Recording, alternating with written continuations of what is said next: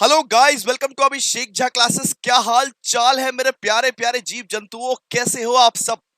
तो आज हम लोग मार्केटिंग मैनेजमेंट का एक नया नवेला यूनिट स्टार्ट कर रहे हैं जिसका नाम है प्राइसिंग एंड डिस्ट्रीब्यूशन। ये यूनिट आपके एग्जामिनेशन के लिए बहुत ज्यादा इंपॉर्टेंट है दोस्तों। प्राइसिंग समझ सकते हो, यानी कि एक चीज का, एक सामान का, एक गुड्स एंड सर्विसेज का प्राइस सेट करना। आप ऐसे नहीं अचानक से सेट कर देते हो कि इसका प्राइस ये होगा, इसका प्राइस ये होगा, इसका प्राइस ये होगा। नहीं, आपको बहुत सारे मार्केट सर्वे करने पड़ते हैं, कंज्यूमर बिहेवियर को समझना पड़ता है, मार्केट कंडीशंस को समझना पड़ता है, फिर जाके आप एक चीज का प्राइसिंग करते हो। तो आज वही सब चीज समझेंगे। प्राइसिंग एंड डिस्ट्रीब्यूशन चैप्टर को आज फोड़ेंगे दोस्तों। फटाफट से बताओ, हाउ इज द जोश। सबके मुंह से आवाज सुनना चाहिए भाई। हाउ इज द जोश, जोश कैसा है तुम्हारा भाई। यूनिट नंबर 4 आज फोड़ेंगे, करेंगे। क्लियर है। तो आज हम लोग कर रहे हैं लेक्चर नंबर 1। अब देखते हैं इस यूनिट में कितना लेक्चर लगता है। क्लियर है। तो 3 लेक्चर में खत्म हो जाना चाहिए, लेकिन आप लोग प्लीज ध्यान दीजिए, हम लोग ट्राई करेंगे कि 2 लेक्चर में एकदम डिटेल्ड तरीके से ये चैप्टर को खत्म कर दे। क्लियर है। तो आइए फटाफट से शुरू करते हैं। क्लियर है। चलिए, तो प्राइसिंग एंड डिस्ट्रीब्यूशन हम लोग आज स्टार्ट कर रहे हैं मार्केटिंग मैनेजमेंट का। और आप लोगों को बस कुछ नहीं करना है, आप लोगों को बस ध्यान पूर्वक सुनना है। और ये पीडीएफ आप लोगों को ऑलरेडी मिल चुका है, प्रिंट करा लीजिएगा, पढ़िएगा या लिखिएगा, कुछ भी कीजिएगा, लेकिन सबसे पहले अभी कंसंट्रेशन के साथ सुनिए। क्लियर है। तो सबसे पहले हम लोग जानते हैं, सबसे पहले हम लोग बात करते हैं प्राइसिंग किसको बोलते हैं। सर, जो चैप्टर पढ़ रहे हैं उसका मतलब तो समझाइए, प्राइसिंग किसको बोलते हैं, प्राइसिंग क्या होता है। तो सीधा सा बात है, प्राइसिंग का मतलब अपने गुड्स एंड सर्विसेज का प्राइस सेट करना।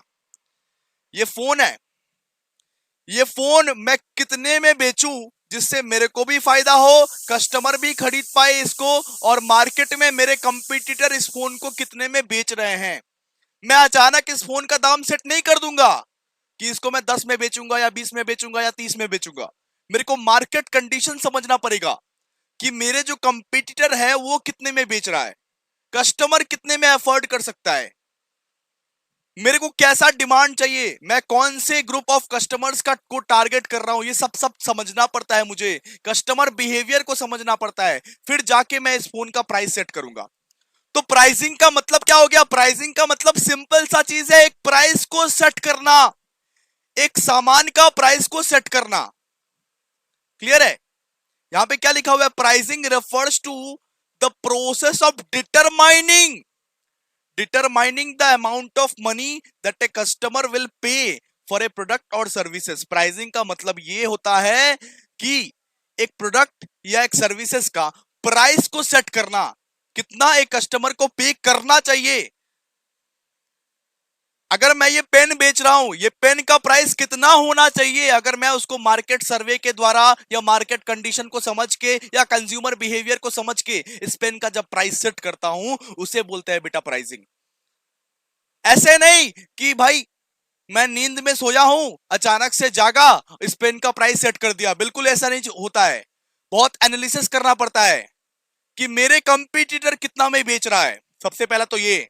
उसके बाद मार्केट कंडीशन क्या है, कस्टमर बिहेवियर क्या है, सब समझ के हम लोग प्राइसिंग करते हैं। तो प्राइसिंग का मतलब क्या होता है, जो गुड्स एंड सर्विसेज आप बेच रहे हो उस गुड्स एंड सर्विसेज का प्राइस सही तरीके से एक्यूरेटली सेट करना। क्लियर है। इसके बाद देखिए क्या लिखा हुआ है, it involves setting A price point that balances the cost of production, market demand, competition and desired profit margin.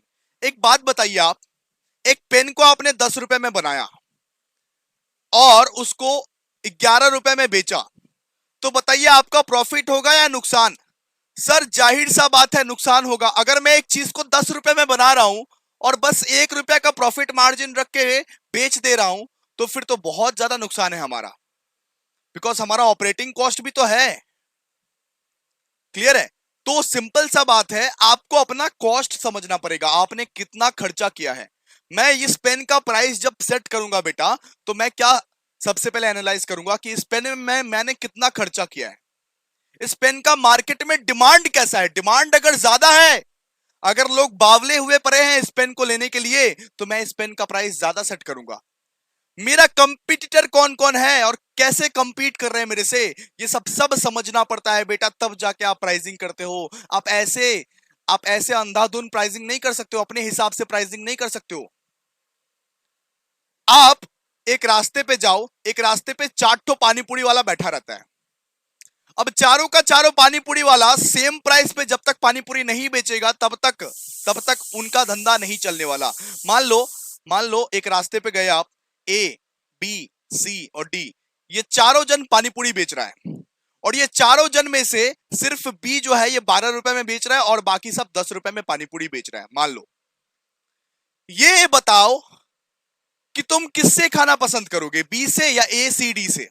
Sir of course A C D, same panipuri अगर 10 रुपए में बेच रहे हैं तो हम लोग ए सी और डी से खाएंगे, बी से हम लोग खाएंगे नहीं, सिंपल सा बात है। तो इसी को बोलते हैं प्राइसिंग, इसी को बोलते हैं कि कंपटीशन को देख के प्राइसिंग सेट करना। अगर जियो अपना प्लान 500 में बेचेगा और एयरटेल अपना प्लान 999 में बेचेगा तो क्या एयरटेल का धंधा चलेगा?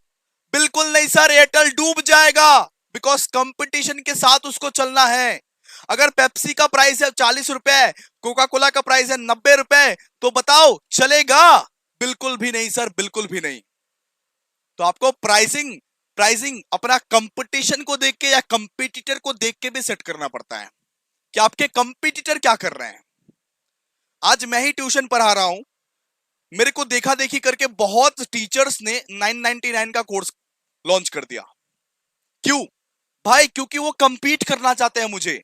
अगर वो 2000 5000 में पुराने जमाने के जैसा बेचेंगे फिर मेरे को कंपीट नहीं कर पाएंगे, बिकॉज वो जानते हैं अभिषेक झा क्लासेस क्वालिटी एजुकेशन सबसे सस्ता में प्रोवाइड करता है। तो कंपीट करने के लिए कुछ तो करना पड़ेगा ना, तो मजबूरन उन लोगों को 999 में आना पड़ा। सिंपल सा बात है, क्लियर है? तो सीधा सा बात है, प्राइसिंग हम लोग कैसे करते हैं? प्राइसिंग हम लोग क्या क्या देख के करते हैं सर? कॉस्ट ऑफ प्रोडक्शन को देख के, कि प्रोडक्शन का कॉस्ट कितना लग रहा है, लैंड मतलब कि लैंड का रेंट कितना लग रहा है, लेबर को कितना देना पड़ रहा है, कैपिटल यानी मशीनरी कितना लग रहा है। तो कॉस्ट ऑफ प्रोडक्शन को देख के हम लोग प्राइसिंग करते हैं। मार्केट डिमांड को देख के प्राइसिंग करते हैं। मान लो डिमांड बहुत ज्यादा है तो प्राइस हाई सेट करेंगे, डिमांड कम है आपका तो प्राइस लो सेट करेंगे।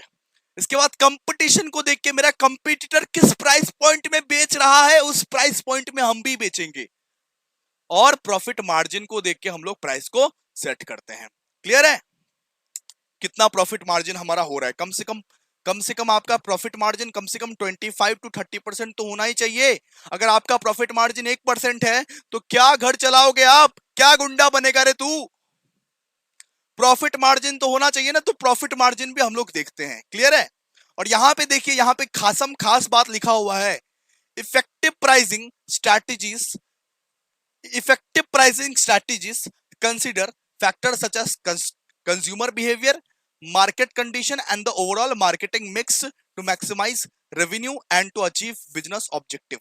यहाँ पे क्या बोला है कि अगर आप इफेक्टिव तरीके से प्राइसिंग करना चाहते हैं, अगर आप अच्छा तरीके से प्राइसिंग करना चाहते हैं तो कंज्यूमर बिहेवियर को समझो। सबसे पहले अपना कस्टमर को समझो, कंज्यूमर को समझो, कंज्यूमर कैसा बिहेव करता है, एक प्राइसिंग को देख के उसको समझो, उसको समझना पड़ेगा आपको। अगर आप सही तरीके से प्राइस सेट करना चाहते हो तो कंज्यूमर बिहेवियर को समझो, मार्केट कंडीशन को समझो, और ओवरऑल मार्केट मिक्स, जितना भी मार्केटिंग के कंपोनेंट्स है उसको भी आपको समझना पड़ेगा। क्लियर है? तो इसको आप बना बना के लिख सकते हो ना बेटा, इसको आप बना बना के लिख सकते हो ना बेटा।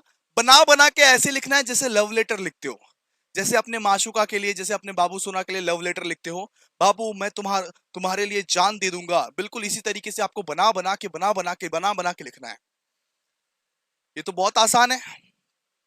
क्लियर है ना भाई?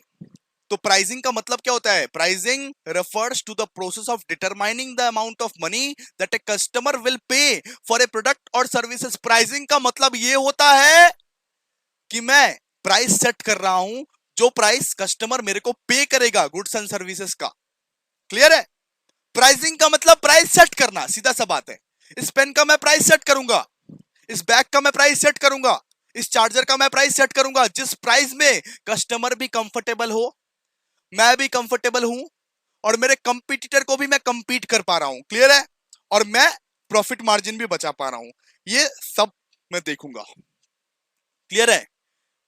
चलो, It involves setting a price point that balances the cost of production, market demand, competition and desired profit margins.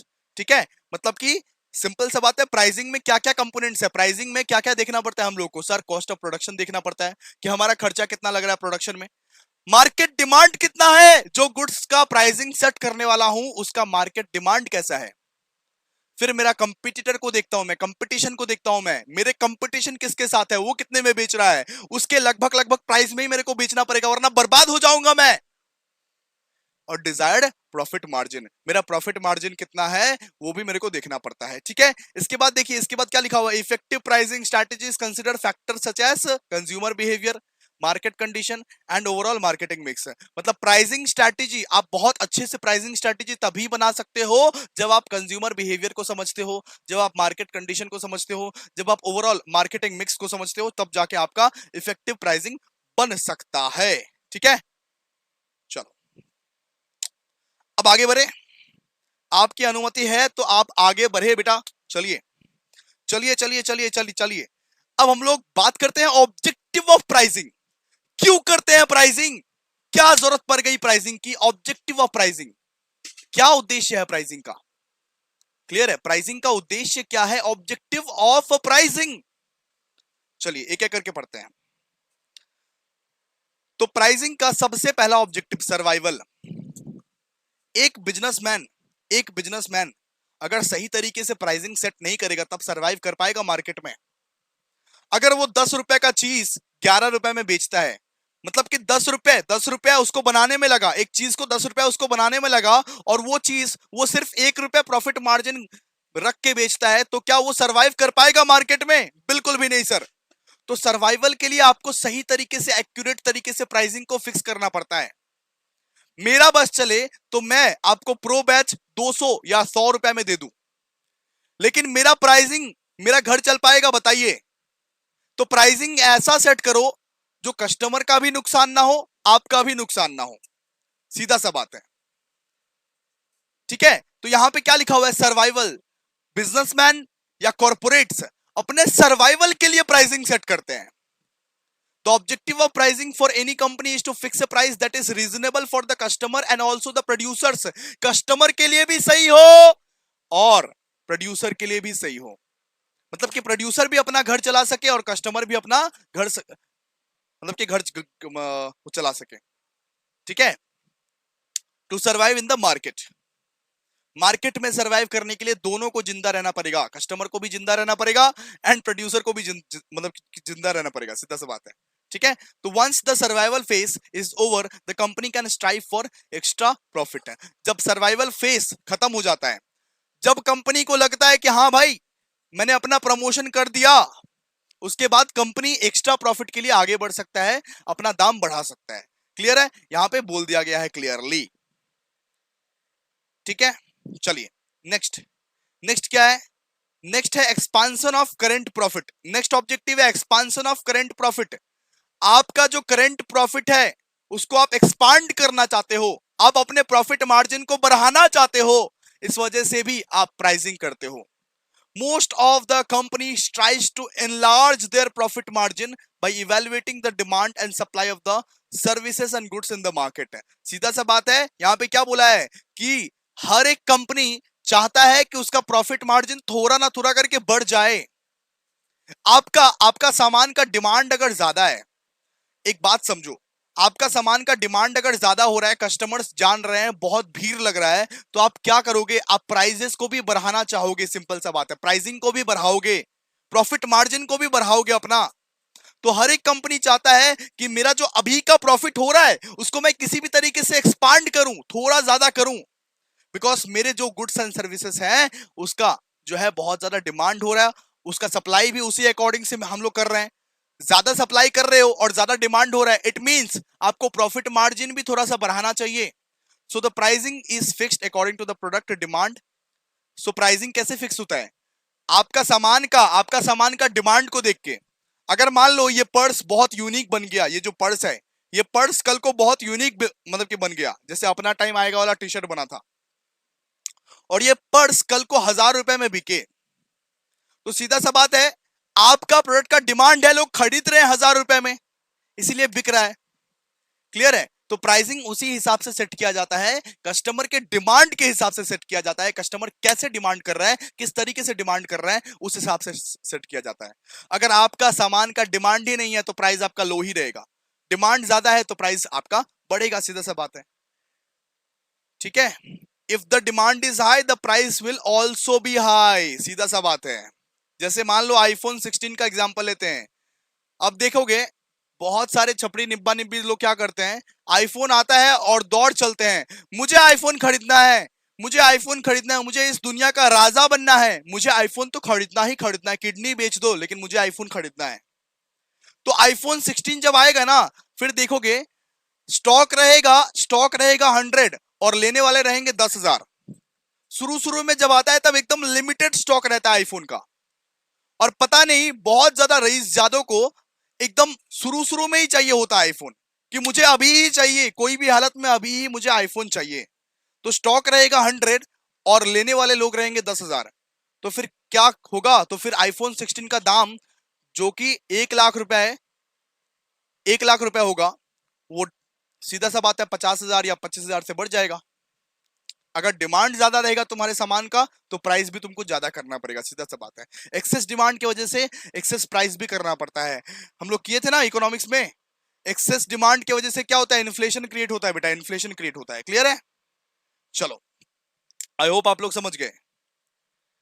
अब देखिए रूलिंग द मार्केट, यहां पे क्या बोला गया है, firm impose low figure for the goods and services to get hold of the large market size.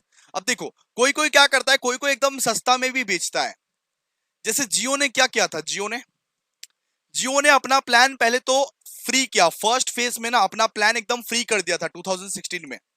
अब 2017 आते आते ना वो 200 रुपए का कुछ रिचार्ज निकाला था कि 200 रुपए खर्च करो, 3 महीने एकदम फ्री इंटरनेट और अनलिमिटेड कॉल, इस तरीके से किया था। इसके बाद 200 से 400 किया, फिर 400 से 600 किया, इस तरीके से जियो ना बढ़ाते गया बढ़ाते गया बढ़ाते गया। अभी देखो 800 का मिल रहा है प्लान, है ना? तो ये क्या है, ये स्ट्रैटेजी है, ये पूरा मार्केट को ऑक्यूपाई करने का स्ट्रैटेजी है। आप जितना कम में बेचोगे, जितना कम प्राइसिंग में बेचोगे गुड्स एंड सर्विसेज, उतना लोग अट्रैक्ट होते हैं। आप अगर क्वालिटी चीज एकदम कम प्राइस में दे रहे हो ना तो लोग आप पे अट्रैक्ट होंगे। तो फर्म लोग क्या करता है, firm impose low figure for the goods and services to get hold of the large market size. मतलब लार्ज मार्केट को कैटर करने के लिए आप सस्ते में बेच रहे हो, आप लो फिगर में गुड्स एंड सर्विसेज बेच रहे हो। जब स्विगी और जोमेटो आया था, एक एग्जांपल दे रहा हूं, जब स्विगी आया था नया नया और जब जोमेटो आया था तो क्या करता था, मतलब कि जोमेटो बोलता था कि 50% of on your first 3 orders. मतलब आप 100 रुपए का सामान अगर ऑर्डर कर रहे हैं तो सीधा सा बात है आपको सिर्फ 50 रुपए लगेगा, और वो 50 रुपीज, रेस्ट वो 50 रुपीज जोमेटो स्विगी बियर करता था आपके लिए। क्यों क्यों करता था ऐसा? मार्केट को ऑक्यूपाई करने के लिए, मार्केट में रूल करने के लिए। आज देखो आज स्विगी जोमेटो कितना पॉपुलर हो चुका है। ये सब जो ऑफर्स वगैरह निकाले थे, ये सब जो ऑफर्स अपॉर्चुनिटीज वगैरह आप लोग को दिए थे, इस वजह से स्विगी जोमेटो आज पॉपुलर हो गया। आज थोड़ा सा ज्यादा प्राइस भी ले रहा है, फिर भी आप खरीद रहे हो, फिर भी आप खा रहे हो, फिर भी आप ऑर्डर ऑर्डर ऑर्डर कर रहे हो, ऑर्डर पे ऑर्डर कर रहे हो, है कि नहीं बताओ? तो सीधा सा बात है, स्विगी जोमेटो का टैक्टिक्स था। जब उबर आया था मुझे अभी भी याद है, उबर आया था तो एक ऑफर था 50% of on your first 7 trip. भाई मैंने 7 के 7 ट्रिप 50% ऑफ लिए हैं, सीधा सा बात है। कहीं पे मेरे को जाना होता था तो कहीं पे अगर मेरे को जाना होता था कहीं पे तो मान लो कि 250 उसका भाड़ा रहता था, तो 250 के जगह मेरे को वहां पे 125 देना पड़ता था। जब नया नया कंपनी आता है, जब वो चाहता है कि किसी भी तरीके से मैं मार्केट को रूल करूं, तो उसको डिस्काउंट्स लाने पड़ते हैं बेटा, उसको कूपन्स लाने पड़ते हैं, उसको प्राइसिंग थोड़ा सा लो सेट करना पड़ता है, सीधा सा बात है, ताकि वो लोग रूल करे मार्केट को। क्लियर है? ये क्या है, ये कौन सा फीचर है सर, ये कौन सा फीचर है? ये है रूलिंग द मार्केट। प्राइसिंग का third objective, ruling the market. Firm क्या करता है कि भाई थोड़ा कम फिगर रखता है, थोड़ा कम प्राइस रखता है और मार्केट को पूरा होल्ड करता है, लार्ज मार्केट को अपने अट्रैक्ट करता है अपने तरफ। क्लियर है?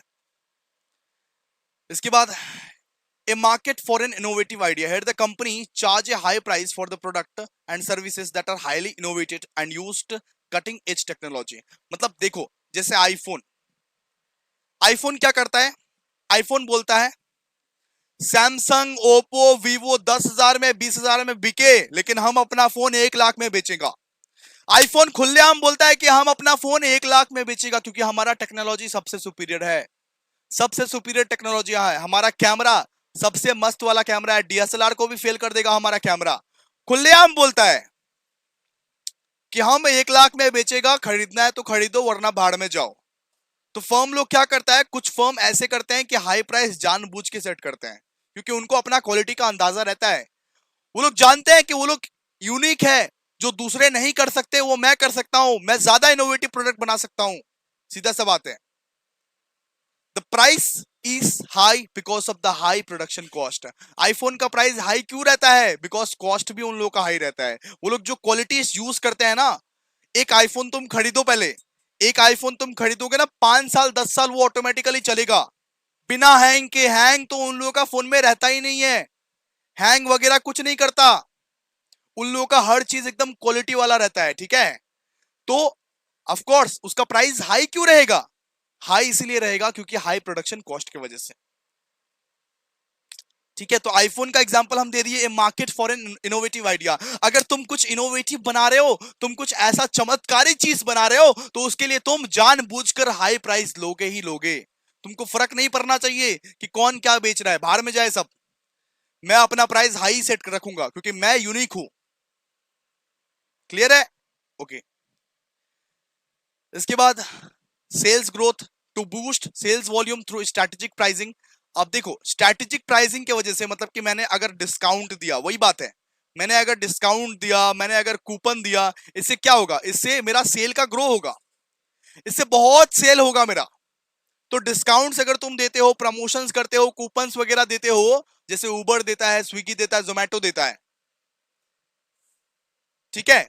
तो इससे क्या होता है? इससे उनका सेल का ग्रोथ होता है, सेल्स का ग्रोथ होता है। क्लियर है? चलो आगे। आगे अभी हम लोग पढ़ने वाले हैं क्या? आगे हम लोग पढ़ने वाले हैं इंपॉर्टेंस ऑफ प्राइसिंग। क्यों इतना जरूरी है प्राइसिंग? तो इतना जरूरी कैसे हुआ, सुनो। कैसे हुआ तो इतना जरूरी कैसे हुआ? इंपॉर्टेंस ऑफ प्राइसिंग, आओ फटाफट से। तो सबसे पहले प्राइसिंग का इंपॉर्टेंस है रेवेन्यू जनरेशन। प्राइसिंग क्यों जरूरी है? रेवेन्यू जनरेशन के लिए। अगर प्राइसिंग करते हो तभी तो आप कमाओगे पैसा, वरना कैसे कमाओगे बताओ? It directly impacts a company's revenue and profitability by determining how much income is generated from sales. सीधा सा बात है, मतलब प्राइसिंग के वजह से आप रेवेन्यू जनरेट करते हो, आप रेवेन्यू जनरेट करते हो। सीधा सा बात है, कंपनी का रेवेन्यू पे आता है ये, इसका पूरा का पूरा इंपैक्ट कि कितना कंपनी प्रॉफिट कमाएगा, कितना कंपनी रेवेन्यू कमाएगा। सीधा सा बात है, जिस हिसाब से तुम प्राइसिंग सेट करोगे उसी हिसाब से रेवेन्यू कमाओगे। मान लो एक मान लो एक सामान को बनाने में तुमको 100 रुपया लगा, अब उस सामान को तुम 150 में बेच रहे हो, तो 50 रुपए का रेवेन्यू कमाओगे, जो कि अच्छा रेवेन्यू है। लेकिन उसी सामान को अगर तुम 105 रुपए में बेच रहे हो, तो सिर्फ 5 रुपए का रेवेन्यू कमाओगे। ये तुम्हारे ऊपर डिपेंड करता है कि कितना में बेचोगे तुम। जिस हिसाब से प्राइस सेट रहेगा उस हिसाब से तुम्हारा रेवेन्यू पे इंपैक्ट करेगा, पूरा का पूरा रेवेन्यू पे इंपैक्ट करेगा। क्लियर है? तो सबसे पहला इंपॉर्टेंस रेवेन्यू जनरेशन। दूसरा इंपॉर्टेंस मार्केट पोजिशनिंग। मार्केट को ये बताएंगे कि मेरा सामान का कितना वैल्यू है, मेरा ब्रांड का कितना वैल्यू है। तो it helps establishing the product image, position and perceived value. सुनो, कभी कभी मम्मी लोग क्या बोलती है कि ज्यादा दाम का सामान मिलता है ना, जो उसका क्वालिटी बहुत अच्छा होता है। जैसे मान लो मार्केट में एक नमक मिलता है 10 रुपए का, नमक का बात कर रहे हैं, सॉल्ट का। एक ऐसा फालतू नमक, फालतू क्वालिटी का नमक मिलता है, मतलब कि 10 रुपए का। एक नमक ऐसा भी है जिसका नाम है टाटा नमक, जो अभी 27 या 28 रुपए में मिलता है। लेकिन मम्मी लोग क्या कंसिडर करेगी? सर 27-28 रुपए का नमक, देश का नमक, टाटा नमक देश का नमक। सर कुछ भी करे, 10 रुपए का नमक नहीं खाएंगे, नमक ही तो इंपॉर्टेंट है। तो 27-28 वाला नमक खाएंगे। तो सीधा सा बात है, प्राइसिंग के वजह से एक ब्रांड इमेज भी दिखता है कि कौन सा प्रोडक्ट का प्राइसिंग कैसा है, उससे ब्रांड इमेज भी पता चलता है कि इसका कुछ ब्रांड है या नहीं है। क्लियर है? ओके। इसके बाद आपको कंपेटिटिव एडवांटेज भी मिलता है। सर बाबू सोना सुनो, आपको ना कंपेटिटिव एडवांटेज भी मिलता है। आप अगर प्राइसिंग करते हो, आप इफेक्टिव प्राइसिंग करते हो, तो आपको कंपेटिटिव एज भी मिलता है, attracting customers and differentiating the product from the competitors. सुनो, मैगी मिल रहा है अभी 14 रुपीज का, 14 या 15 रुपीज का, और ईपी मान लो मिल रहा है 10 रुपए का। तो इससे क्या, इससे ईपी का सेल्स बढ़ेगा। ईपी क्या चाहता है कि किसी भी तरीके से मेरे को डिफरेंशिएट करो। ईपी अपने अपने आप को मैगी से डिफरेंशिएट कर रहा है। ईपी बोल रहा है हम अलग है, हम अलग है, हम सस्ता दाम में, रीजनेबल दाम में बेहतर क्वालिटी प्रोवाइड कर सकते हैं। लेकिन मैगी बोल रहा है कि हम भी अलग है, फिर हम 14 रुपीज में ही बेचेगा, और ईपी बोल रहा है कि नहीं हम 10 रुपए में बेचेगा सिर्फ। ये क्या है? ये कंपिटिटिव एडवांटेज है, यानी कि आपको अपना कंपटीशन से एडवांटेज मिल सकता है। आप थोड़ा कम प्राइस में अगर बेहतर क्वालिटी देते हो तो आपको कंपटीटिव एडवांटेज मिलता है। जैसे बहुत सारे ट्यूशन टीचर है जो अभी 3,000 में या 4,000 में पढ़ा रहे हैं, और क्वालिटी जो है उनका क्वालिटी एकदम लो वाला है। क्लियर है? लेकिन मैं यहां पे दावा कर रहा हूं कि मैं सिर्फ 999 रुपीज में इनसे बेहतर क्वालिटी प्रोवाइड करूंगा। तो ये क्या है? ये कंपटीटिव एडवांटेज, मेरे को कंपटीटिव एडवांटेज मिल रहा है। इसी वजह से 1500 स्टूडेंट एनरोल हो चुके हैं। सिंपल सी बात है, क्योंकि उनको पता चल रहा है कि जो 3-4 हजार वाले टीचर हैं, ये टीचर उतने अच्छे नहीं पढ़ाते, उतने अच्छे क्वालिटी नहीं देते हैं। उनके पास पूरा टीम है, ये है वो है जो भी है, लेकिन उतना अच्छा क्वालिटी नहीं दे पाते हैं। इससे अच्छा मैं 999 में क्यों ना पढ़ लूं ऑल सब्जेक्ट्स। क्लियर है? तो ये क्या है? ये है कंपेटिटिव एडवांटेज। ठीक है। इसके बाद है कॉस्ट रिकवरी। कॉस्ट रिकवरी मतलब क्या होता है? Ensures that the cost of production, distribution and market are covered. मतलब सीधा सा बात है, प्राइसिंग ये इंश्योर करता है कि जितना खर्चा मेरा लगा है प्रोडक्शन में, भैया जितना खर्चा लगा है मेरा, डिस्ट्रीब्यूशन में जितना खर्चा लगा है, मार्केटिंग में जितना खर्चा लगा है, उसको मैं कवर कर सकूं, उसको मैं किसी भी तरीके से कवर कर लूं। सीधा सा बात है। इसके बाद डिमांड मैनेजमेंट। डिमांड मैनेजमेंट मतलब influences customer demand and buying behaviour. Customer demand और बाइंग बिहेवियर पे भी डिपेंड करता है कि मैं अपना प्राइसिंग लेवल कैसे रखूं। मान लो कस्टमर हौला हो रहा है, पागल हो रहा है कि मुझे चाहिए अभिषेक झा का क्लासेस, मुझे चाहिए अभिषेक झा का क्लासेस, एकदम भीड़ लग चुका है, मान लो पूरा पूरी भीड़ लग चुका है, वैसा कभी नहीं होगा वैसा। तो मैं क्या सोचूंगा? मैं सोचूंगा एक काम करता हूं, थोड़ा सा प्राइस बढ़ा देता हूं, बिकॉज मेरे पास तो पूरा भीड़ लगा हुआ है। तो इस तरीके से एक थॉट होता है ना नॉर्मली। तो इस तरीके से आप एक प्रोडक्ट लॉन्च करोगे, मान लो एक प्रोडक्ट आप लॉन्च करोगे, उसका एक्सेस डिमांड हो रहा है, उसका लोग बहुत ज्यादा डिमांड कर रहे हैं, हद से ज्यादा डिमांड कर रहे हैं, लेकिन आपके पास स्टॉक लिमिटेड है। भैया स्टॉक लिमिटेड है लेकिन डिमांड बहुत ज्यादा है। फिर क्या होगा? फिर ना आप लोगों को कंट्रोल करने के लिए अपना प्राइसिंग लेवल को सेट करना पड़ेगा। सीधा सा बात है, customer demand and buying behaviour पे भी डिपेंड करता है कि आपका प्राइसिंग लेवल क्या होना चाहिए। क्लियर है? तो इसके बाद financial health. A well considered pricing strategy supports overall financial stability. अगर बहुत बढ़िया स्ट्रैटेजी रहा तो एक फाइनेंशियल स्टेबिलिटी भी आप मेंटेन कर सकते हो। आपका बिजनेस ज्यादा बूम पे भी नहीं जाएगा और ज्यादा डाउनफॉल भी आपको नहीं देखना पड़ेगा। सीधा सा बात है, आप एक स्टेबल बिजनेस को चला सकते हो।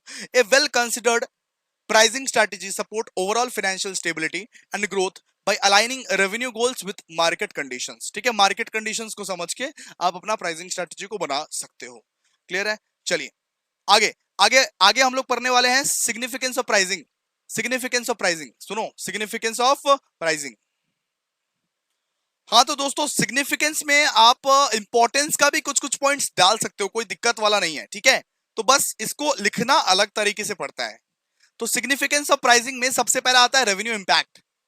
तो प्राइसिंग अगर आप करते हो तो इसका पूरा का पूरा इंपैक्ट कहां पे पड़ता है सर? रेवेन्यू पे पड़ता है। Directly affect the amount of revenue A business generate. Pricing सीधा सीधा इफेक्ट करता है रेवेन्यू पे। इंपॉर्टेंस में भी पढ़े थे, इंपॉर्टेंस का फर्स्ट पॉइंट ही पढ़े थे, रेवेन्यू जनरेशन, है ना? तो इंपॉर्टेंस का पॉइंट ही आप चेप सकते हो, कोई दिक्कत नहीं है। प्राइसिंग प्रॉफिटेबिलिटी को भी इन्फ्लुएंस करता है कि आपका प्रॉफिट कितना होगा, प्रॉफिट मार्जिन कितना होगा। आप जिस हिसाब से प्राइसिंग सेट करोगे बेटा, उस हिसाब से ही प्रॉफिट मार्जिन आएगा आपको। आप प्राइसिंग एकदम कम सेट करोगे तो प्रॉफिट मार्जिन भी कम आएगा आपको, आप प्रॉफिट भी कम कमाओगे, समझ रहे हो ना आप। लेकिन आप प्राइसिंग थोड़ा ज्यादा सेट करोगे तो आपको प्रॉफिट भी ज्यादा मिलेगा। सबसे पहले तो रेवेन्यू पे इंपैक्ट आएगा, उसके बाद आपको प्रॉफिटेबिलिटी पे इंपैक्ट आएगा, उसके बाद market perception shapes how customers perceive the value and quality of A product and services impacting brand reputation. मतलब प्राइसिंग पे ये डिपेंड करता है कि कस्टमर आपको देख कैसा रहा है।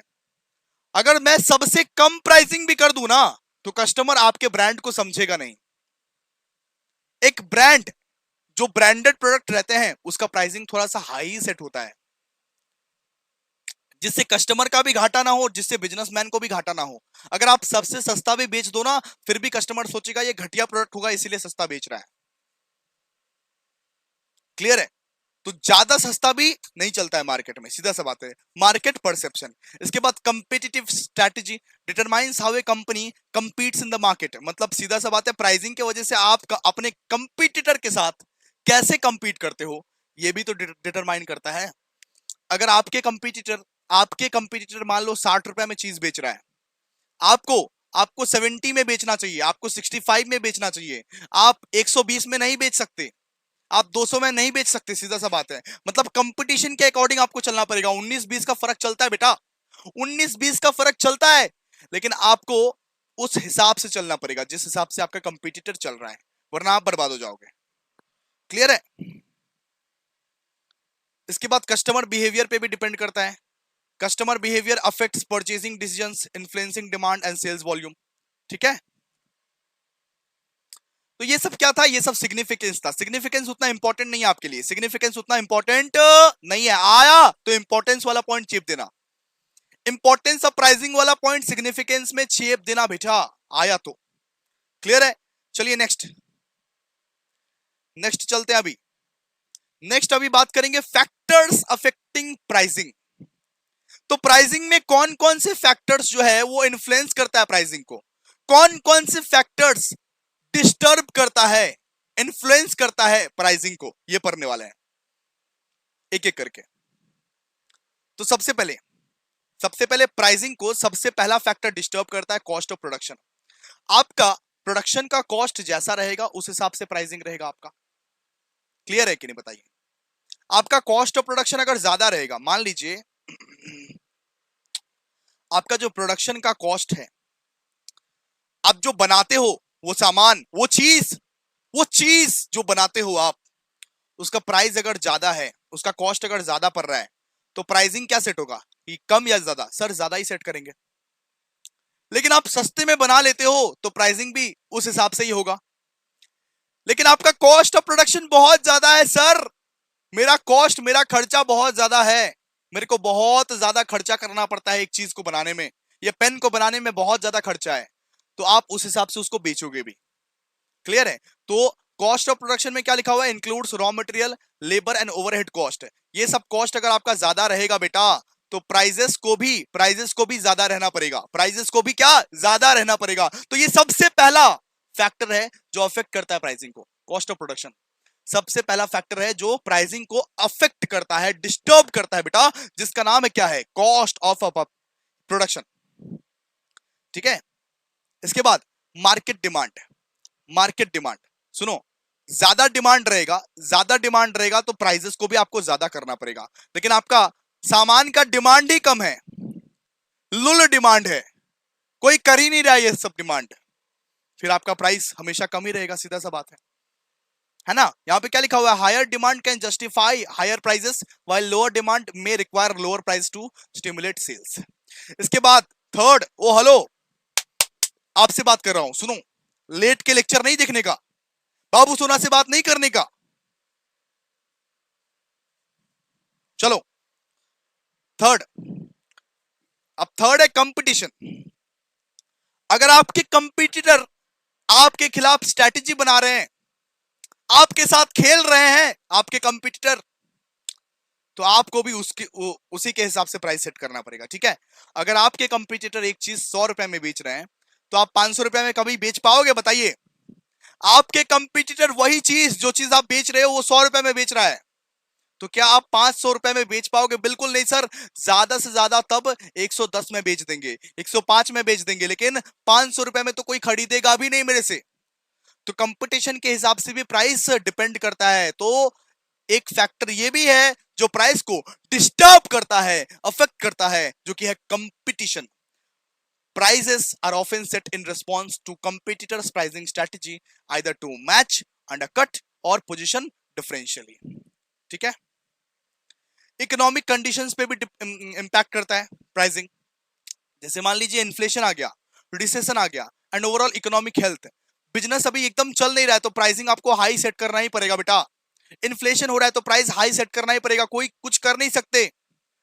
मार्केट में आपका अगर ये पेन का रॉ मटेरियल्स का दाम बढ़ गया तो मैं क्या करूं? मेरे को भी प्राइस बढ़ाना पड़ेगा, सीधा सा बात है। मैं कल कचौड़ी खाने गया, सुनो एक एग्जांपल देता हूं।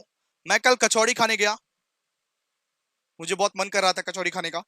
उसमें मैं क्या किया, उसमें मैं कचौड़ी वाला को बोला कि दादा তুমি তো কচুরি 60 টাকা করে বিক্রি করতে, এখন তুমি 10 টাকা করে কেন নিচ্ছ?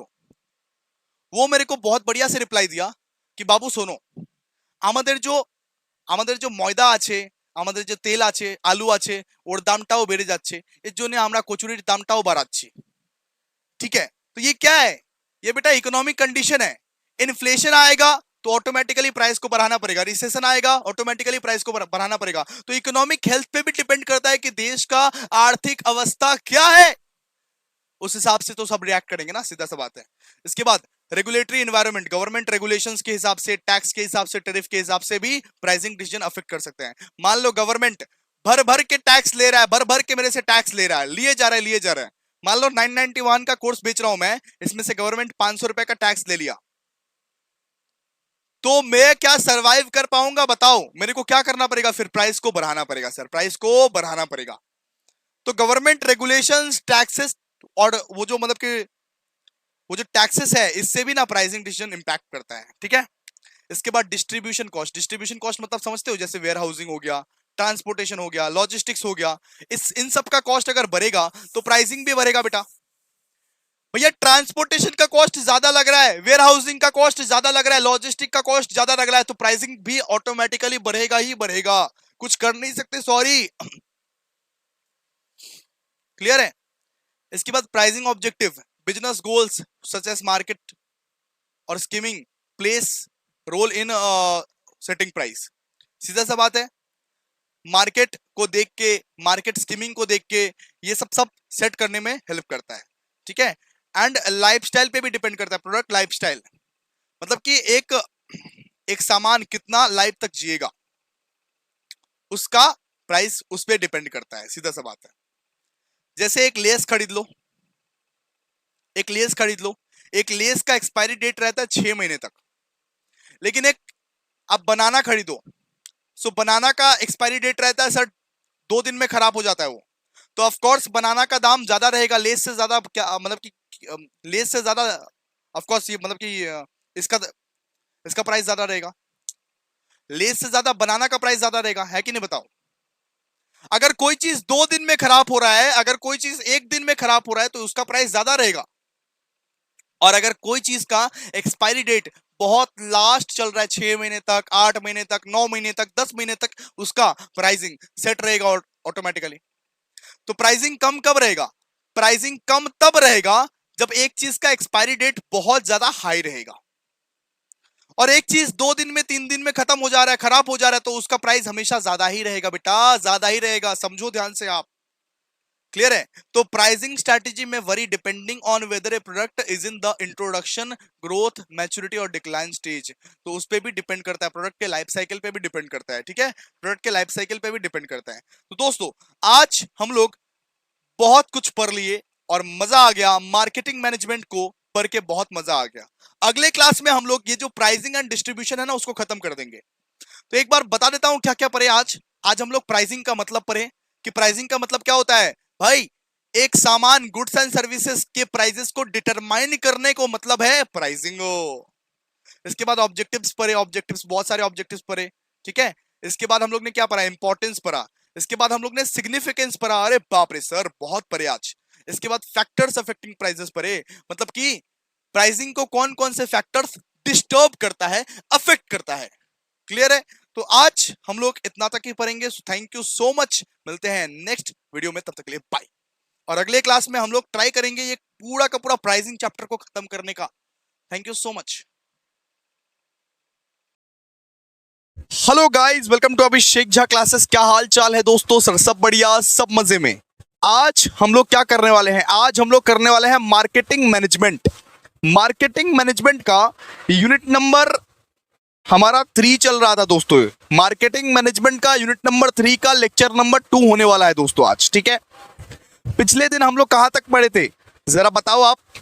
पिछले दिन हम लोग कहां तक पढ़े थे सर? पिछले दिन हम लोग पढ़े थे फैक्टर्स अफेक्टिंग प्राइसिंग, यानी प्राइसिंग को कौन कौन सा फैक्टर्स जो है वो अफेक्ट करता है, वहां तक हम लोग ने पिछले दिन पढ़ा था।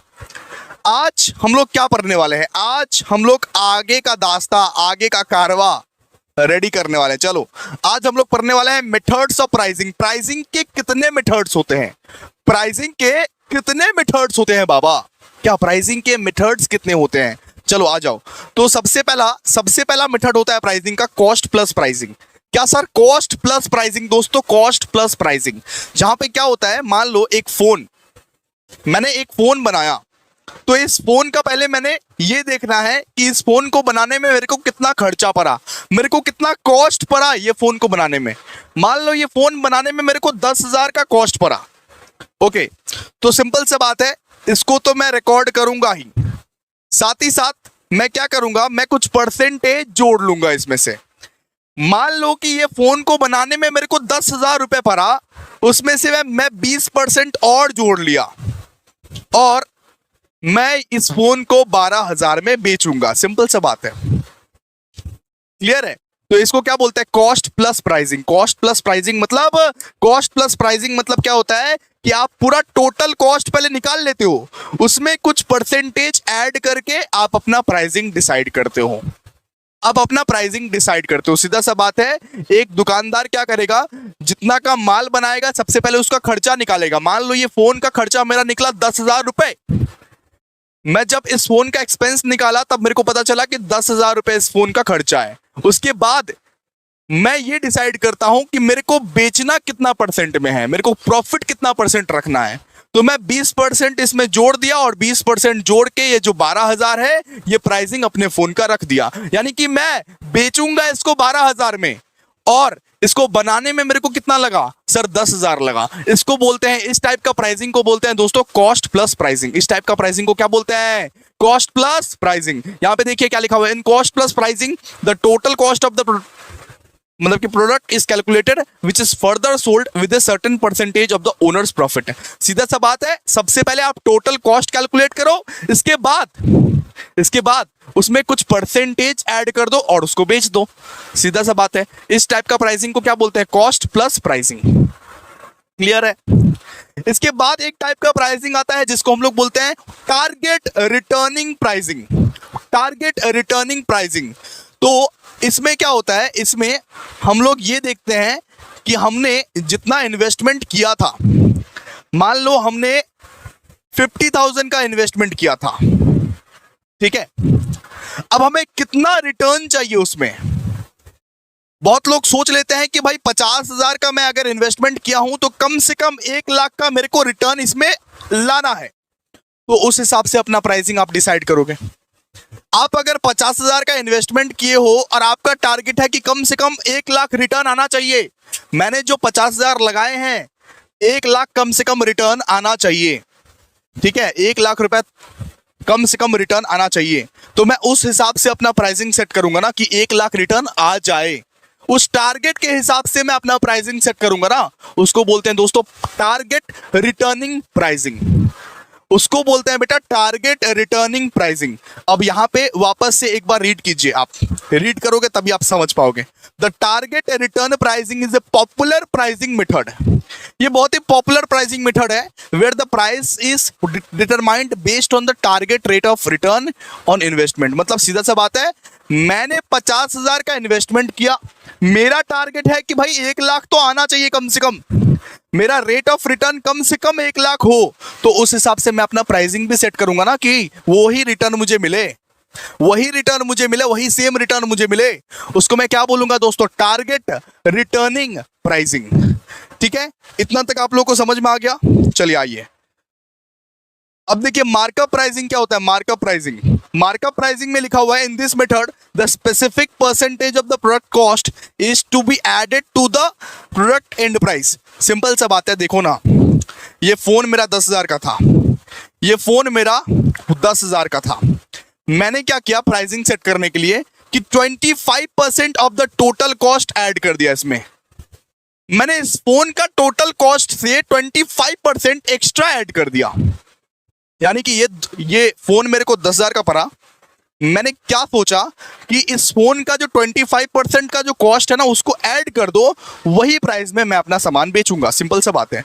तो ये 10,000 का फोन है और 25% इसका कितना होगा सर? 2500, यानी कि ये फोन को मैं 12,500 रुपए में बेचूंगा। इसको बोलते हैं मार्कअप प्राइसिंग। मैंने इसका पहले टोटल कॉस्ट आइडेंटिफाई किया। सुनो, मैंने इस फोन का पहले टोटल कॉस्ट आइडेंटिफाई किया कि ये फोन का टोटल कॉस्ट कितना है। सर इस फोन का टोटल कॉस्ट है 10,000 रुपए। इसमें मैंने क्या किया? Markup price, markup percentage add कर दिया। मार्कअप परसेंटेज किसको बोलते हैं? कि ये फोन का जो टोटल कॉस्ट है ना, ये फोन का जो टोटल कॉस्ट है उसमें से 20% या 25%, उसका 20% या 25% मैं ऐड कर दे रहा हूं। तो ये 10,000 का फोन का मैं 25% ऐड कर दिया उसी में, तो ये 12,500 का मेरा क्या बन जाएगा? फोन। इसी को मैं सेलिंग प्राइस मान लूंगा।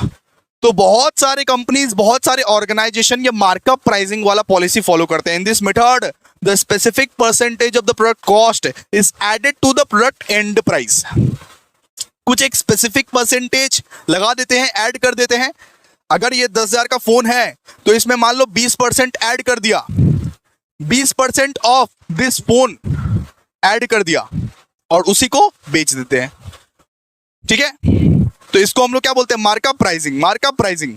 इसके बाद होता है वो पेनिट्रेशन प्राइसिंग। ठीक है, इसके बाद देखिए, इसके बाद वाला प्राइसिंग का नाम क्या है सर?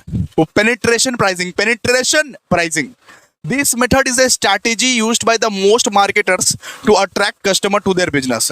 So इसका मतलब क्या हुआ? इसका मतलब सर लोअर प्राइस में बेचेंगे सामान, सस्ता दाम में बेचेंगे सामान कि ज्यादा से ज्यादा कस्टमर को अट्रैक्ट कर पाए। इसको बोलते हैं मतलब कि पेनिट्रेशन प्राइसिंग। सुनिए, ये फोन का दाम है 10,000, मैं इसको 1,000 में बेचूं, मैं इसको 1,000 में बेचूं मार्केट में सबसे सस्ता, तो सारा का सारा कस्टमर का भीड़ मेरे दुकान में आएगा ना। इसको क्या बोलेंगे? इसको बोलेंगे penetration pricing. Penetration pricing. So ये मेथड यहां पे लिखा हुआ है, this method is a strategy used by the most marketer to attract customer in the business. The product is sold at lower or discounted price. Simple सा बात है, अगर मैं 2,000 या 3,000 डिस्काउंट कर दूंगा, इसके चक्कर में पूरा का पूरा मार्केट भी तो मेरा हो गया। इस स्ट्रैटेजी को बोलते हैं पेनिट्रेशन प्राइसिंग। क्लियर है? मैं अपना खुद का स्ट्रैटेजी बोल दूं तुमको, मार्केट में बहुत सारे ऐसे टीचर्स हैं जो अपना कोर्सेस 5,000 में बेच रहे हैं, 4,000 में बेच रहे हैं और क्वालिटी कुछ भी नहीं है उनका। मैं क्या कर रहा हूं? 1,000 रुपए में ले जाओ और क्वालिटी भी लेके जाओ। तो ये क्या है बेटा? Penetration pricing. मैं लार्ज नंबर ऑफ बायर्स को ये कर रहा हूं, अट्रैक्ट कर रहा हूं अपने बिजनेस के लिए। क्लियर है? सिंपल सा बात है। चलो, इसको हम लोग क्या बोलेंगे? इसको हम लोग बोलेंगे पेनिट्रेशन प्राइसिंग। जो स्ट्रैटेजी जियो ने फॉलो किया, जियो ने 2016 में क्या स्ट्रैटेजी फॉलो किया? सबसे पहले तो पूरा का पूरा डेटा फ्री कर दिया, उसके बाद भाई एकदम थोड़ा सा अमाउंट दे दो, उसके बाद आज देखो कितना अमाउंट हाइक कर रहा है, पूरा मार्केट को एक्वायर करके उसके बाद दाम बढ़ा रहा है। क्लियर है? इसको हम लोग क्या बोलते हैं? इसको हम लोग बोलते हैं सर वो पेनिट्रेशन प्राइसिंग। Thank you. चलो, अब देखो बहुत सारा मेथड्स और भी है। एक है market oriented methods. Market oriented method में क्या होता है? इन the market oriented method the product price is decided based on the latest market trend and research. Market में जो ट्रेंड चल रहा है, मार्केट में जो रिसर्च चल रहा है, मार्केट में जो कंपटीशन चल रहा है, उसके हिसाब से मैं अपने सामान का प्राइसिंग सेट कर रहा हूं। उसको बोलते हैं मार्केट ओरिएंटेड मेथड। मार्केट के हिसाब से अपना सामान का मैं प्राइस तय कर रहा हूं, उसको मैं क्या बोलूंगा? Market oriented method. अब देखो मेथड्स ऑफ प्राइसिंग सिखा रहा हूं बेटा बहुत सारा। ठीक है, इसके बाद देखो इसके बाद ये वाला पढ़ो। अच्छा, इसके बाद हम लोग पढ़ेंगे perceived value pricing method. So perceived value pricing method क्या होता है, देखिए। So the perceived value pricing method is where the product price is decided based on the customers expectation. मतलब कस्टमर जो एक्सपेक्ट करेगा उसके हिसाब से प्राइसिंग करेंगे। कस्टमर जो बोलेगा उसका बात सुनेंगे। कस्टमर जो प्राइस रेट में हम लोगों को बोलेगा, कस्टमर जिस प्राइस रेट में एक्सपेक्ट करता है हमसे सामान, उस प्राइस रेट में बेचेंगे। सिंपल सा बात है। इसको क्या बोलते हैं? इसको बोलते हैं परसीव्ड वैल्यू प्राइसिंग मेथड। इसको बोलते हैं सर, इसको बोलते हैं कस्टमर के हिसाब से चलना। कस्टमर जो एक्सपेक्ट कर रहा है उसके हिसाब से, कस्टमर के एक्सपेक्टेशन के हिसाब से मैं अपना प्राइसिंग को डिसाइड कर रहा हूं बेटा, मैं अपना प्राइसिंग को डिसाइड कर रहा हूं। इसके बाद हो गया value pricing method. So value pricing method मतलब क्या हो गया? अगर आप हाई क्वालिटी प्रोडक्ट बेचते हो लो कॉस्ट में, तो इसको हम लोग क्या बोलते हैं? Value pricing method. So this pricing method is when the company produces high quality product at low cost. Example ले लो भाई, क्वालिटी दे रहा हूं तुमको एकदम लो कॉस्ट में, इंडस्ट्री में सबसे सस्ता कोर्स बेच रहा हूं और सबसे ज्यादा क्वालिटी हमारे कोर्स में है। इसको मैं क्या बोल सकता हूं? Value pricing method. प्राइसिंग करने के बहुत सारे तरीके हैं। इसके बाद going rate pricing method. Going rate pricing method मतलब क्या होता है? The third is the going rate pricing method, where the product price is decided based on the other similar product available in the market है। तो market में जो available है उसी रेट से हम लोग बेच रहे हैं। मतलब सामने वाला वर्मा जी 10 रुपए के 4 फुलके खिलाता है तो मैं भी 10 रुपए के 4 फुलके ही खिलाऊंगा। मार्केट में जो चल रहा है उसी हिसाब से मैं अपना प्राइसिंग सेट करूंगा। मेरे को देखा देखी करके बहुत सारे टीचर 999 वाला कोर्सेस लेके आ गए। इसका मतलब क्या? इसका मतलब वो कौन सा स्ट्रैटेजी फॉलो कर रहा है? Sir, going rate pricing method. Going rate pricing method मतलब मार्केट में जो चल रहा है वो चलने दो, जो प्राइसिंग चल रहा है उसी प्राइसिंग रेट में हम लोग बेचेंगे। इसके बाद auction type pricing method. Auction type pricing method मतलब सिंपल सा बात है, मैं कोई कीमती सामान में डील कर रहा हूं तो सीधा सा बात है ऑक्शन के हिसाब से बेचूंगा अपने सामान को, बोली लगेगी मेरी सामान में। ठीक है, इसको क्या बोलते हैं? Auction type pricing method. Auction type pricing method. इसके बाद psychological pricing. Psychological pricing is a practice where the price of the product is set slightly lower than that the whole number. Simple सा बात है, 999, 599 ये सब क्या है? 599 भाई ये 5 का आंकड़ा में आ जाता है, लेकिन है तो भाई 600 रुपए का ही। आपको कोई चीज 999 में मिलता है ना, तो आप लोग बोलते हो अरे 999 का ही तो है, हजार नहीं बोलते हो, हजार नहीं बोलते हो। ये साइकोलॉजी है, साइकोलॉजी है। 1 ही रुपए में तो 1000 आ जाएगा। ठीक है, इसको हम लोग क्या बोलते हैं? Psychological pricing. तो प्राइसिंग का बहुत सारा मेथड्स है। ठीक है, आपको 5 ही याद करना है। आपको कितना याद करना है? 5 ही याद करना है, लेकिन सब चीज रीड करके रख लेना, सब कुछ रीड करके रख लेना। ठीक है, सबसे पहले हमने क्या पढ़ा था? Cost plus pricing. सबसे पहला method cost plus pricing. Cost plus pricing मतलब क्या होता है? सर, कॉस्ट प्लस प्राइसिंग मतलब ये होता है कि मेरा जो खर्चा है वो सबसे पहले मैं निकाल लूंगा कि इस फोन का खर्चा पड़ा मेरे को 10,000 रुपए, और ओनर अपना खुद का एक परसेंटेज डिसाइड कर लेगा कि ये 10,000 पे मेरे को 20% ऐड करना है या 25% ऐड करना है या 50% ऐड करना है। ओनर खुद ही डिसाइड कर लेगा। इसको बोलते हैं कॉस्ट प्लस प्राइसिंग। इसके बाद हमने पढ़ा टारगेट रिटर्निंग प्राइसिंग। हमारा टारगेट है कि 50,000 का इन्वेस्टमेंट किया है तो 1 लाख मिलना चाहिए, तो उस हिसाब से मैं अपना प्राइस भी सेट करूंगा। उस हिसाब से मैं अपना प्राइस भी सेट करूंगा। मेरा टारगेट है कि 50,000 कहीं पे इन्वेस्ट किया है, 1 लाख मुझे मिलना चाहिए, उस हिसाब से मैं अपना प्राइस सेट करूंगा। उस हिसाब से मैं सामान को बेचूंगा, उस प्राइस पे मैं सामान को बेचूंगा। क्लियर है? अब देखो, अब थर्ड वाला पढ़े थे मार्कअप प्राइसिंग। मार्कअप प्राइसिंग मतलब क्या? इस फोन का पूरा कॉस्ट था ये 10,000 रुपए, ये फोन के कॉस्ट का कुछ परसेंटेज उसमें ऐड कर देंगे। यानी कि अगर मान लो कि 10,000 का पूरा फोन आया मेरा, तो ये 10,000 का 25% मैं इसी में ऐड कर दूंगा और इसी मार्कअप प्राइसिंग में सामान बेचूंगा अपना। यानी कि 10,000 का फोन 12,500 में बेचूंगा। सिंपल सा बात है। मार्कअप प्राइसिंग इसी को बोलते हैं, कॉस्ट का कुछ परसेंटेज ऐड कर दो। इसके बाद हमने पढ़ा वो पेनिट्रेशन प्राइसिंग, जहां पे मार्केटर्स लोग ना स्ट्रैटेजी यूज करते हैं। किस चीज का स्ट्रैटेजी सर? कि कम से कम दाम में बेचो, अट्रैक्ट करो ज्यादा से ज्यादा लोग को। कम से कम दाम, अपनी चीजों को कम से कम दाम में बेचो और अट्रैक्ट करो ज्यादा से ज्यादा लोगों को। इसको क्या बोलते हैं? Penetration pricing. इसके बाद मार्केट ओरिएंटेड मेथड, मार्केट में जो चल रहा है, मार्केट में जो ट्रेंड चल रहा है, रिसर्च चल रहा है, उसके हिसाब से मैं अपना प्राइसिंग सेट कर रहा हूं। मार्केट को देख के मैं अपना प्राइसिंग सेट कर रहा हूं, मैं खुद से डिसाइड नहीं कर रहा हूं इस बार, ठीक है। इसके बाद हमने पढ़ा sir perceived value pricing method. इसका मतलब क्या होता है? इसका मतलब कस्टमर के एक्सपेक्टेशंस के हिसाब से मैं प्राइसिंग सेट कर रहा हूं, कस्टमर्स के एक्सपेक्टेशंस के हिसाब से प्राइसिंग सेट कर रहा हूं, तो उसको बोलेंगे परसीव्ड वैल्यू प्राइसिंग मेथड। इसके बाद वैल्यू प्राइसिंग मेथड मतलब क्या होता है? वैल्यू प्राइसिंग मेथड उसको बोलते हैं कि जब आप क्वालिटी प्रोडक्ट बेचते हो, जब आप कोई बहुत बढ़िया क्वालिटी का चीज बेचते हो कम दाम में, जब आप बहुत बढ़िया क्वालिटी का चीज बेचते हो कम दाम में, तब उसको क्या बोलते हैं? वैल्यू प्राइसिंग मेथड, ठीक है। गोइंग रेट प्राइसिंग मेथड मतलब क्या होता है? गोइंग रेट प्राइसिंग मेथड मतलब मार्केट में जैसा मेरा कंपटीटर चल रहा है वैसे ही चलने दो। अगर वो 10 के 4 बेच रहा है तो मैं भी 10 के 4 ही बेचूंगा, वो जैसा कर रहा है मैं भी वैसा ही करूंगा, सिंपल सा बात है। मेरे सब्स्टिट्यूट जिस रेट में सामान बेच रहा है उसी रेट में हम भी बेचेंगे। Going rate pricing method. Auction type pricing method मतलब आपका सामान इतना कीमती है कि भाई ऑक्शन लगेगा, बोली लगेगी भाई, बोली लगेगी, ठीक है। इसके बाद साइकोलॉजिकल प्राइसिंग मतलब क्या है? यहां पे आपको कंफ्यूज किया जाता है, 999 बोल के आपको एक साइकोलॉजिकल गेम खेलते हैं आपके साथ, ठीक है। चलिए हो गया।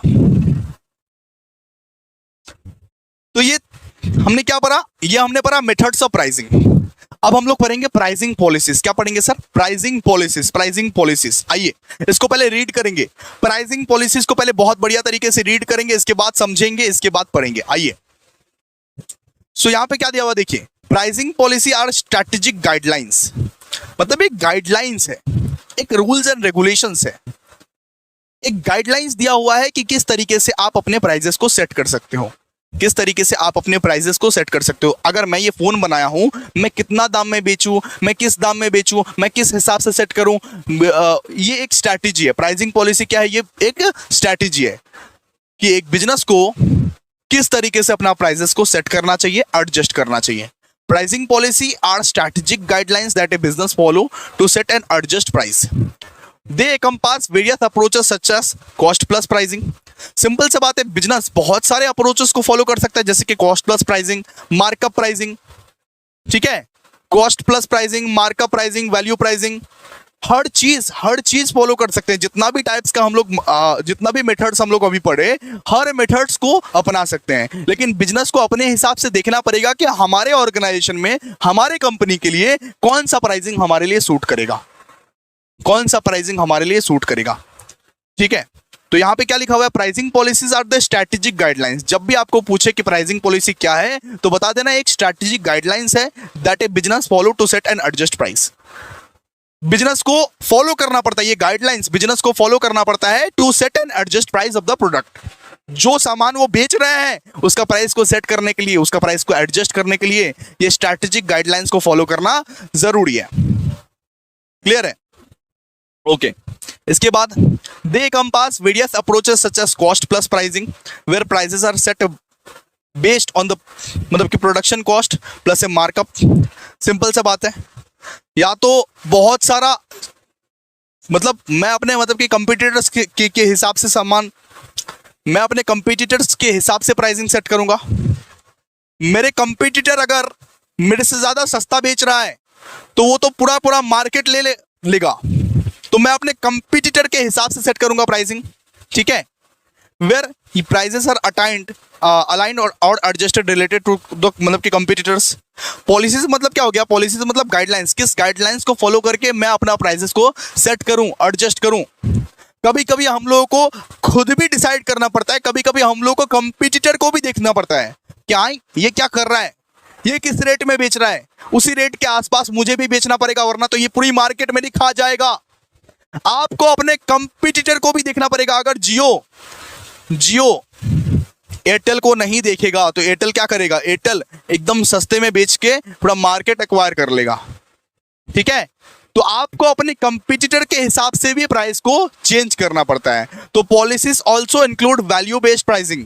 तो पॉलिसीज में वो वैल्यू बेस्ड प्राइसिंग भी होता है, वैल्यू बेस्ड प्राइसिंग भी होता है which focus on perceived value to the customer. Simple सा बात है। सो प्राइसिंग पॉलिसी में ये भी देखा जाता है कि मैं कस्टमर को क्या प्रोवाइड कर रहा हूं, मैं कस्टमर को कितना अच्छा से अच्छा चीज कम से कम दाम में प्रोवाइड कर रहा हूं। ठीक है।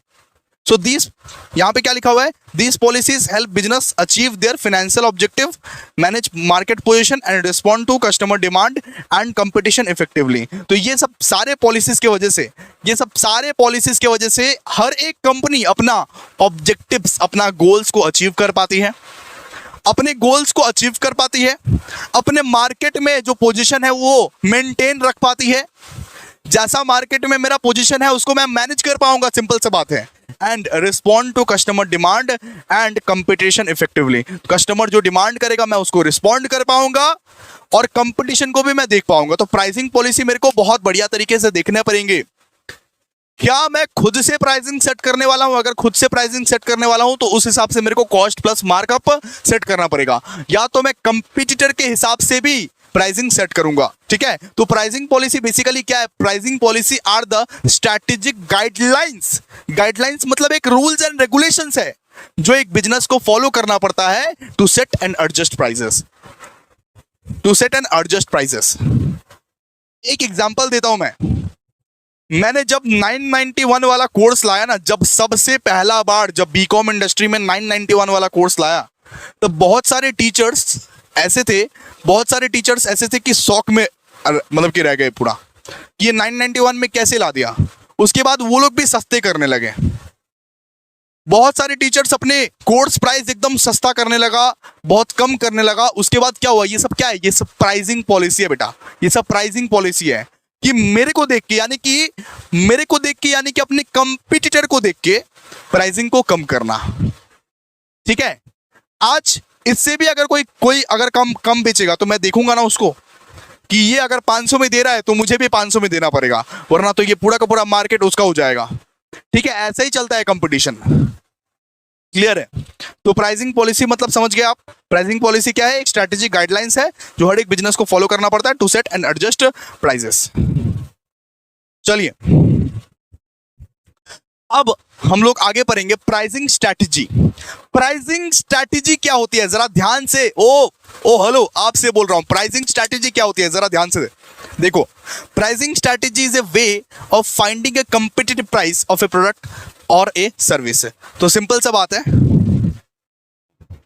सो दोस्तों, ये प्राइसिंग स्ट्रैटेजी का मतलब क्या होता है? प्राइसिंग स्ट्रैटेजी का मतलब होता है कि अपने सामान के लिए सबसे बेस्ट प्राइस चूज करना, अपने सामान के लिए सबसे बेस्ट प्राइस और सबसे कंपटीटिव प्राइस फाइंड करना। सिंपल सा बात है, सबसे अच्छा प्राइसिंग करना, इसको बोलते हैं प्राइसिंग स्ट्रैटेजी। ठीक है। This strategy is combined with other marketing pricing strategies that are 4P strategy, product, price, place, promotion। हर चीज से ये मतलब कि कंबाइंड है, हर चीज से ये कंबाइंड है। ठीक है। ये जो प्राइसिंग स्ट्रैटेजी है ये मार्केटिंग मिक्स के जो एलिमेंट्स है, जो कंपोनेंट्स है, उससे भी मतलब कि कंबाइंड है। क्लियर है? इकोनॉमिक पैटर्न या कंपटीशन, मार्केट डिमांड, फाइनली। ठीक है। तो यहां पे देखो प्राइसिंग स्ट्रैटेजी मतलब क्या होता है? प्राइसिंग स्ट्रैटेजी मतलब होता है कि अपने सामान के लिए सबसे ज्यादा कंपटीटिव प्राइस फाइंड करना, अपने सामान के लिए सबसे ज्यादा अच्छा प्राइस फाइंड करना। और ये सारा चीज ये फाइंड कैसे कर पाते हैं? अपने सामान के लिए सबसे बेस्ट प्राइस कैसे फाइंड कर पाते हैं? सर बहुत सारा चीज देखना पड़ता है। 4P स्ट्रैटेजी देखना पड़ता है, 4P स्ट्रैटेजी देखना पड़ता है, इकोनॉमिक पैटर्न देखना पड़ता है, कंपटीशन देखना पड़ता है, मार्केट डिमांड देखना पड़ता है ना। So these strategy comprises of one of the most significant ingredient of the mix of the marketing। So ये जो pricing strategy है ना, ये बहुत ही important हिस्सा है मार्केटिंग मिक्स का, बहुत ही इंपॉर्टेंट हिस्सा है मार्केटिंग मिक्स का, कि आप कौन से प्राइस में अपने सामान को बेचोगे, आप कौन से प्राइस में अपने सामान को बेचोगे, as it is focused on generating and increasing the revenue for an organization. मतलब मेरा प्राइसिंग स्ट्रैटेजी पे ही डिपेंड करेगा कि किस तरीके से मेरा फ्यूचर होने वाला है, मैं कितना कमाने वाला हूं, मैं कितना अर्न करने वाला हूं, मैं कितना रेवेन्यू जनरेट करने वाला हूं फ्यूचर में। सब चीज मेरा प्राइसिंग स्ट्रैटेजी पे डिपेंड करता है दोस्तों। The strategy comprises of one of the most significant ingredient of mix of marketing as it is focused on generating and increasing the revenue for the organisation. ये जो प्राइसिंग स्ट्रैटेजी है, ये pricing strategy ये M रखता है, ये focus करता है कि किस तरीके से मैं अपने ऑर्गेनाइजेशन के लिए, कंपनी के लिए रेवेन्यू जनरेट करने वाला हूं, ठीक है, which ultimately becomes profit of the company. इतना तक पढ़ लीजिएगा, क्लियर है? मतलब 2 मार्क्स के लिए पढ़िएगा, 2 मार्क्स के लिए, ज्यादा नहीं, 2 मार्क्स के लिए इसको पढ़िएगा आराम से, ठीक है। प्राइसिंग स्ट्रैटेजी आप लोगों को बहुत अच्छे तरीके से समझा दिए। सो आज के लिए ना हम लोग इतना तक ही करते हैं, और फिर आज ही रात को मैं लेक्चर ले लूंगा और ये चैप्टर जो है खत्म कर दूंगा। यूनिट नंबर 4 भी आज खत्म हो जाएगा हमारा, ठीक है। यूनिट नंबर 4 भी आज हमारा खत्म हो जाएगा। So thank you so much, मिलते हैं नेक्स्ट वीडियो में, तब तक बाय।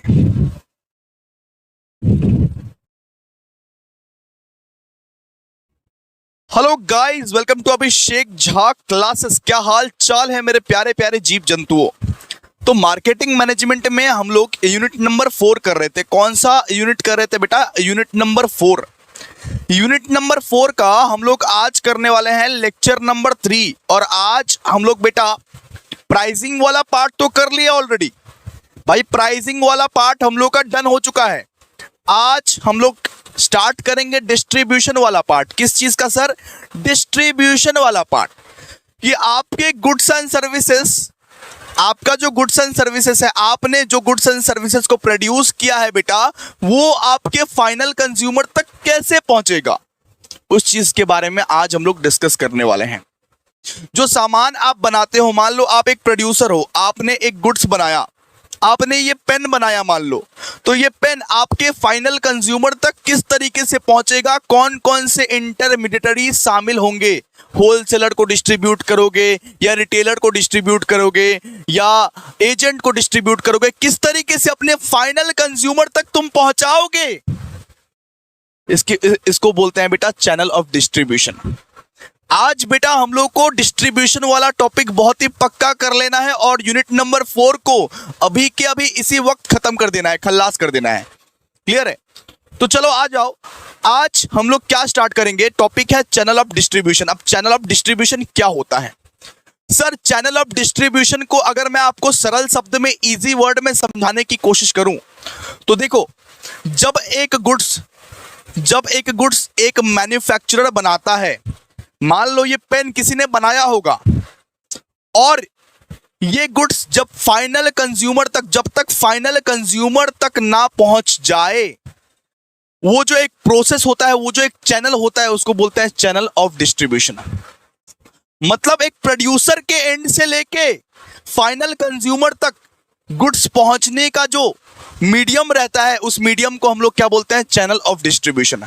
सिंपल सा बात है, आप एक चेन को समझने की कोशिश करो। बचपन से आप पढ़ते हुए आ रहे हो, इतने तो होशियार आप रहोगे ना।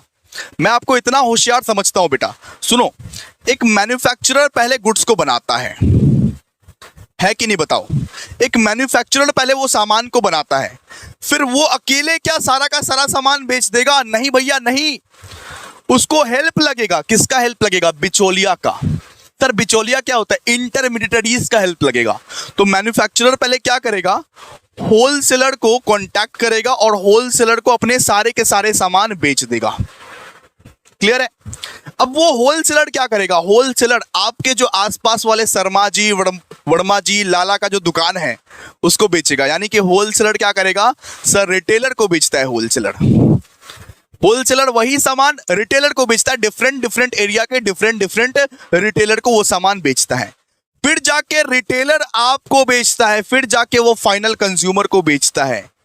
ठीक है? फिर जाके ये फाइनल कंज्यूमर को बेचता है। तो यहां पे देखो, मैन्युफैक्चरर के बाद ये जो 2 इंटरमीडिएटरीज यूज हुए हैं, होलसेलर एंड रिटेलर, ये जो चैनल यूज हुए हैं, इसको हम लोग क्या बोलेंगे? Channel of distribution. यानी कि डिस्ट्रीब्यूट किस तरीके से कर रहे हैं हम लोग, कौन से रास्ते का इस्तेमाल कर रहे हैं अपने फाइनल कंज्यूमर तक पहुंचाने के लिए। ये पेन मैं अपने फाइनल कंज्यूमर तक पहुंचाने के लिए मैं कौन से रास्ते का इस्तेमाल कर रहा हूं, इसको बोलते हैं बेटा चैनल ऑफ डिस्ट्रीब्यूशन। ठीक है, आप लोग समझ गए। चलिए आइए आप पढ़ते हैं इसको, क्या लिखा हुआ है देखिए। A channel of distribution refers to the path through which the goods and services travel from the producer to the final consumer। यहाँ पे बोला है चैनल ऑफ डिस्ट्रीब्यूशन क्या है, एक रास्ता है। क्या है बेटा, एक रास्ता है जो रास्ते से गुड्स एंड सर्विसेज गुजर के जाता है। किसके किसके यहाँ से सर, प्रोड्यूसर के यहाँ से निकलता है और फाइनल कंज्यूमर के यहाँ पहुँचता है। ठीक है, तो इसमें ना बहुत सारे इंटरमीडिएटरीज इन्वॉल्व होते हैं। सर इंटरमीडिएटरीज मतलब क्या है, बिचौलिया, ब्रोकर। ब्रोकर इन्वॉल्व रहते हैं, ब्रोकर जैसे होलसेलर, रिटेलर। वो गुड्स को कौन पहुंचाएगा, वो गुड्स को होलसेलर पहुंचाएगा रिटेलर को, रिटेलर पहुंचाएगा फाइनल कंज्यूमर को। ठीक है, इसमें बहुत सारे इंटरमीडिएटरीज रहते हैं, जैसे कि होलसेलर हो गए, जैसे कि डिस्ट्रीब्यूटर्स हो गए, जैसे रिटेलर्स हो गए, और कभी कभी तो भाई एजेंट्स भी रहते हैं। एजेंट्स मतलब कौन सर, अमेजन, फ्लिपकार्ट। मतलब मान लो कि मैन्युफैक्चरर सीधा अमेजन को बेच रहा है, अमेजन आपको बेच रहा है, इसको क्या बोलेंगे, इसको बोलेंगे एजेंट्स। समझ में आ रहा है ना आप लोगों को। तो इस चैनल को क्या नाम दे, ये चैनल क्या कहलाता है सर, ये चैनल ऑफ डिस्ट्रीब्यूशन कहलाता है। इसको बोलते हैं बेटा channel of distribution. So channel of distribution direct भी हो सकता है ना बेटा, डायरेक्ट भी हो सकता है। जैसे मान लो तुम समोसा का दुकान में गए, मान लो समोसा का दुकान में गए, तो वहां पे मैन्युफैक्चरर खुद ही बैठा रहता है, वो समोसे तलते रहता है, गरम गरम गरम गरम समोसे। आपको वो समोसे देख के लालच आ जाती है, आप बोलते हो भैया आप 5 समोसे मेरे लिए पैक कर दो और चटनी तो बिल्कुल दे देना साथ में। यानी कि मैन्युफैक्चरर वहां पे खुद बैठा हुआ है, मैन्युफैक्चरर आपको डायरेक्ट बेच रहा है बेटा। उसको क्या बोलते हैं, उसको बोलते हैं direct channel of distribution. Direct channel of distribution मतलब डायरेक्टली आपको मैन्युफैक्चरर बेच रहा है बेटा, मैन्युफैक्चरर टू कस्टमर डायरेक्टली हो रहा है। और कभी कभी हम लोग को इंटरमीडिएटरीज का भी रिक्वायरमेंट पड़ता है। जैसे साबुन खरीदोगे, शैम्पू खरीदोगे, उसके लिए क्या होता है, जैसे मैगी खरीदने जाओगे, उसके लिए क्या होता है, मैन्युफैक्चरर पहले होलसेलर को बेचेगा, होलसेलर रिटेलर को बेचेगा, रिटेलर आपको बेचेगा। ठीक है, तो यहाँ पे देखो, यहाँ पे क्या लिखा हुआ है, channel of distribution can be direct where product are straight from the producer to the customer. सीधा सा बात है, प्रोड्यूसर से कस्टमर तक एकदम स्ट्रेटली चला जाएगा। बहुत सारी चीजों में होता है, जैसे कि मिल्क, आपको कभी कभी मिल्क खाना है मान लो, ठीक है, आप क्या करते हो, आप अपने आसपास के खटाल पे जाते हो और बोलते हो भैया हमको सीधा आपसे मिल्क खरीदना है, आप ही हो इसका प्रोड्यूसर और आपसे ही हमको मिल्क खरीदना है। मिल्क आप ही यहाँ पे प्रोड्यूस करते हो, आप ही से हमको मिल्क खरीदना है, सीधा सा बात है। इसको क्या बोलते हैं बेटा, इसको बोलते हैं डायरेक्ट चैनल। इसको क्या बोलते हैं, डायरेक्ट चैनल। और इनडायरेक्ट मतलब कभी कभी भाई बिचौलिया का भी हेल्प लेना पड़ता है, कभी कभी हम लोग को बिचौलिया का भी हेल्प लेना पड़ता है ना। जैसे मार्केट में सारे के सारे जो गुड्स एंड सर्विसेज मिलते हैं मार्केट में, उन सब चीज में ना भाई इंटरमीडिएटरीज इन्वॉल्व है, इंटरमीडिएटरीज इन्वॉल्व है। और नहीं इन्वॉल्व रहेंगे ना तो पॉसिबल नहीं है, मार्केट में पॉसिबल नहीं है।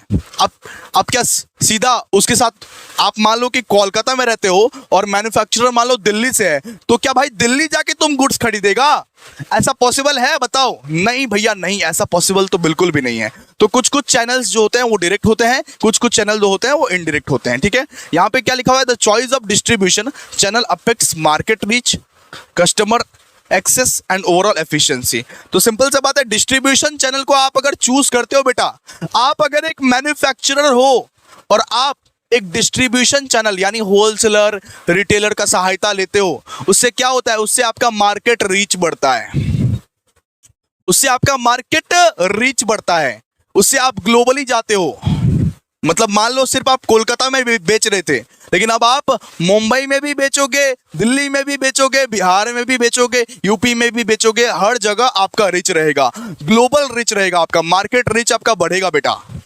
कस्टमर ज्यादा एक्सेस कर पाएंगे आपके सामान को, कस्टमर ज्यादा एक्सेस कर पाएंगे, आपका एफिशिएंसी लेवल भी बढ़ जाएगा। चैनल ऑफ डिस्ट्रीब्यूशन का इस्तेमाल करो।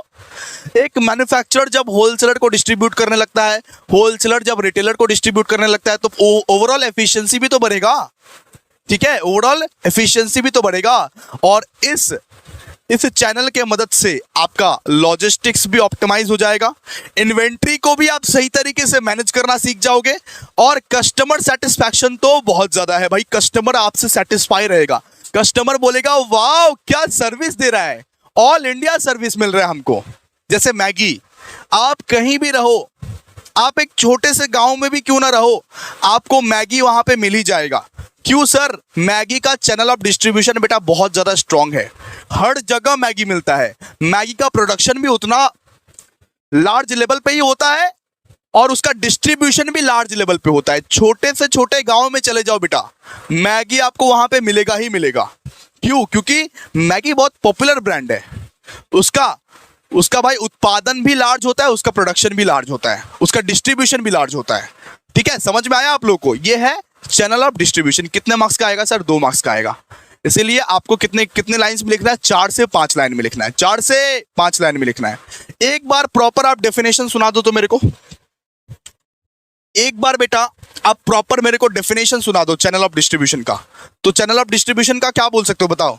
ए channel of distribution refers to the path through which goods and services travel from the producer to the final consumer. मतलब कि एक चैनल ऑफ डिस्ट्रीब्यूशन एक रास्ता है जहां से गुड्स भाई एक मैन्युफैक्चरर से फाइनल कंज्यूमर तक पहुंचता है, और इसमें बहुत सारे इंटरमीडिएट शामिल होते हैं, जैसे होलसेलर हो गए, डिस्ट्रीब्यूटर हो गए, रिटेलर हो गए, एजेंट हो गए। इसके बाद बता देना, चैनल ऑफ डिस्ट्रीब्यूशन डायरेक्ट भी हो सकते हैं और इनडायरेक्ट भी हो सकते हैं। डायरेक्ट कब होंगे? जब एक मैन्युफैक्चरर डायरेक्टली कस्टमर को बेच देगा, और इनडायरेक्ट कब होंगे? जब एक मैन्युफैक्चरर या प्रोड्यूसर एक इंटरमीडिएटरी का यूज करेगा, होलसेलर का यूज करेगा, तब जाके वो इनडायरेक्ट होगा। बस इतना तुम लिख दोगे ना, तुमको 2 में से 2 मिल जाएगा, गारंटी है भाई, गारंटी है।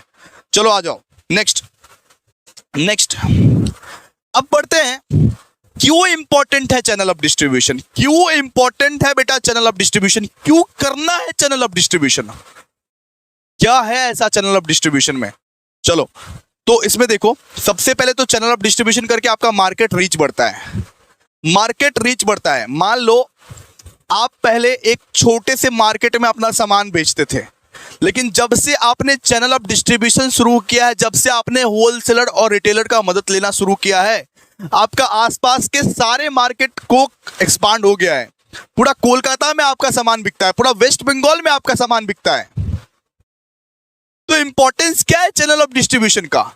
एक प्रोड्यूसर अकेले हर जन को सामान नहीं बेच सकता। एक प्रोड्यूसर बेटा अकेले हर जन को सामान नहीं बेच सकता, उसको हेल्प लेना पड़ता है, उसको होलसेलर, एजेंट या डिस्ट्रीब्यूटर का हेल्प लेना पड़ता है। और उसका अगर हेल्प लोगे, अगर अपना चैनल ऑफ डिस्ट्रीब्यूशन को बढ़ाओगे, तो भाई मार्केट रीच भी बढ़ेगा, मार्केट रीच भी बढ़ेगा, हर जगह तुम पहुंच पाओगे, हर जगह तुम्हारा सामान पहुंच पाएगा बेटा, माला माल हो जाओगे तुम। तो channel expand the reach of product bye connecting producer with A broader customer base. सीधा सा बात है, कस्टमर बेस को एकदम ब्रॉड कर देना, including various geographic and demographic segments. ठीक है, तो यहां पे क्या करता है मार्केट रीच मतलब चैनल जो है वो रिच बढ़ा देता है, वो सामान का एकदम रिच बढ़ा देता है। आपके सामान एकदम जगमगा जाएगा पूरा मार्केट में भाई, एकदम पॉपुलर हो जाएगा आपका सामान। ठीक है, चलो इसके बाद कस्टमर एक्सेस, मतलब कस्टमर लोग एक्सेस कर पाएंगे आपके सामान को। हर जगह के हर लेवल के कस्टमर लोग आपके सामान को एक्सेस कर पाएंगे, बिकॉज आपका सामान, आपका जो प्रोडक्ट है वो अवेलेबल रहेगा। मेन बात तो अवेलेबिलिटी पे ही आता है ना। आपका सामान अच्छा है या बुरा है वो ज्यादा मैटर नहीं करता, अवेलेबिलिटी मैटर करता है। क्या आपका सामान पूरा का पूरा मार्केट में अवेलेबल है या नहीं है वो मैटर करता है। तो कस्टमर लोग एक्सेस कर पाएंगे आपके सामान को। They facilitate customer access to product ensuring availability where and when customers need them. सीधा सा बात है। अच्छा, एक और फायदा, एफिशिएंट डिस्ट्रीब्यूशन, बहुत बढ़िया तरीके से आप डिस्ट्रीब्यूट कर पाओगे। एक चैनल ऑफ डिस्ट्रीब्यूशन के मदद से आप अपने सामान को बहुत बढ़िया तरीके से डिस्ट्रीब्यूट कर पाते हो, जहां पे लॉजिस्टिक्स भी ऑप्टिमाइज कर पाते हो, आप अपना इन्वेंट्री भी, अपना वेयर हाउस या इन्वेंट्री भी बहुत बढ़िया तरीके से मैनेज कर पाते हो, अपना ट्रांसपोर्टेशन भी बहुत बढ़िया तरीके से मैनेज कर पाते हो। क्लियर है? इसके बाद कॉस्ट मैनेजमेंट, आपका जो कॉस्ट कटिंग है या कॉस्ट मैनेजमेंट है वो भी आप कर पाते हो। आपका जो खर्चा है उसको आप बेहतर तरीके से मैनेज कर पाते हो। किस वजह से सर? चैनल ऑफ डिस्ट्रीब्यूशन की वजह से। आप अगर चैनल ऑफ डिस्ट्रीब्यूशन इंश्योर करोगे ना तो क्या होता है बेटा, इससे आपका कॉस्ट मैनेजमेंट भी होता है। They help manage cost associated with the distribution. Distribution के रिलेटेड जितने भी खर्चे हैं उसको आप प्रॉपरली मैनेज करोगे और जो रिसोर्सेस है उसका बेस्ट यूज करोगे बेटा, बेस्ट यूटिलाइज करने की कोशिश करोगे। क्लियर है? इसके बाद इससे क्या होता है, इससे आपका सेल्स भी होता है, मार्केटिंग भी होता है। ऑफ कोर्स समझो ना, आप पहले इतना छोटा मार्केट में अपना सामान को बेचते थे, क्या कोई जानता था आपके सामान को? अब आप इतना बड़ा मार्केट में अपना सामान को बेचोगे तो हर कोई जानेगा। अगर हर कोई जानेगा तो ऑटोमेटिकली बेटा मार्केटिंग हो जाता है, ऑटोमेटिकली मार्केटिंग हो जाता है। तो चैनल ऑफ डिस्ट्रीब्यूशन की वजह से आपका मार्केट रीच बढ़ेगा, तो मार्केटिंग भी तो हो रहा है बेटा, आपका फ्री में मार्केटिंग हो रहा है। मार्केटिंग के लिए कोई अदर एक्सपेंस आपको नहीं खर्चा करना पड़ रहा है। समझिए ध्यान से। क्लियर है? चलिए, तो यहां पे क्या है sir? Channel support sales and marketing efforts by the providing valuable insight into customer preference and market trend. Market reach बढ़ेगा, इट मींस आपका एडवर्टाइजिंग भी हो रहा है, मार्केटिंग भी हो रहा है बेटा। मार्केटिंग करने के लिए कोई दूसरा एक्सपेंस आपको नहीं करना पड़ रहा है। ठीक है? इसके बाद customer service, they offer additional support service such as product information, after sale service and handling return. मतलब कि चैनल ऑफ, अगर एक चैनल को आप क्रिएट करते हो उसके वजह से ना एडिशनल सर्विसेज आपको देना पड़ेगा, जो एक कस्टमर के पॉइंट ऑफ व्यू से अच्छा है। कस्टमर सेटिस्फाइड रहेंगे आपके। अगर आप चैनल ऑफ डिस्ट्रीब्यूशन का सहारा लेते हो तो आपको एडिशनल सपोर्ट सर्विस देना पड़ेगा, आपको प्रॉपर तरीके से handling return, after sale services, product का इंफॉर्मेशन बहुत बढ़िया तरीके से देना पड़ेगा, जिससे आपके जो कस्टमर है वो सेटिस्फाइड रहेंगे, बारंबार आएंगे, लगातार आएंगे, बोलेंगे भैया हमको यही प्रोडक्ट चाहिए, यही सामान चाहिए, बिकॉज इसका जो सेल सर्विस है, इसका जो कस्टमर सर्विस है वो बेहतरीन है। इसके बाद रिस्क मैनेजमेंट है, रिस्क को मैनेज करता है चैनल। ठीक है? मान लो एक मैन्युफैक्चरर, रिस्क मैनेजमेंट क्या है सुनो। मान लो एक बेचारा मैन्युफैक्चरर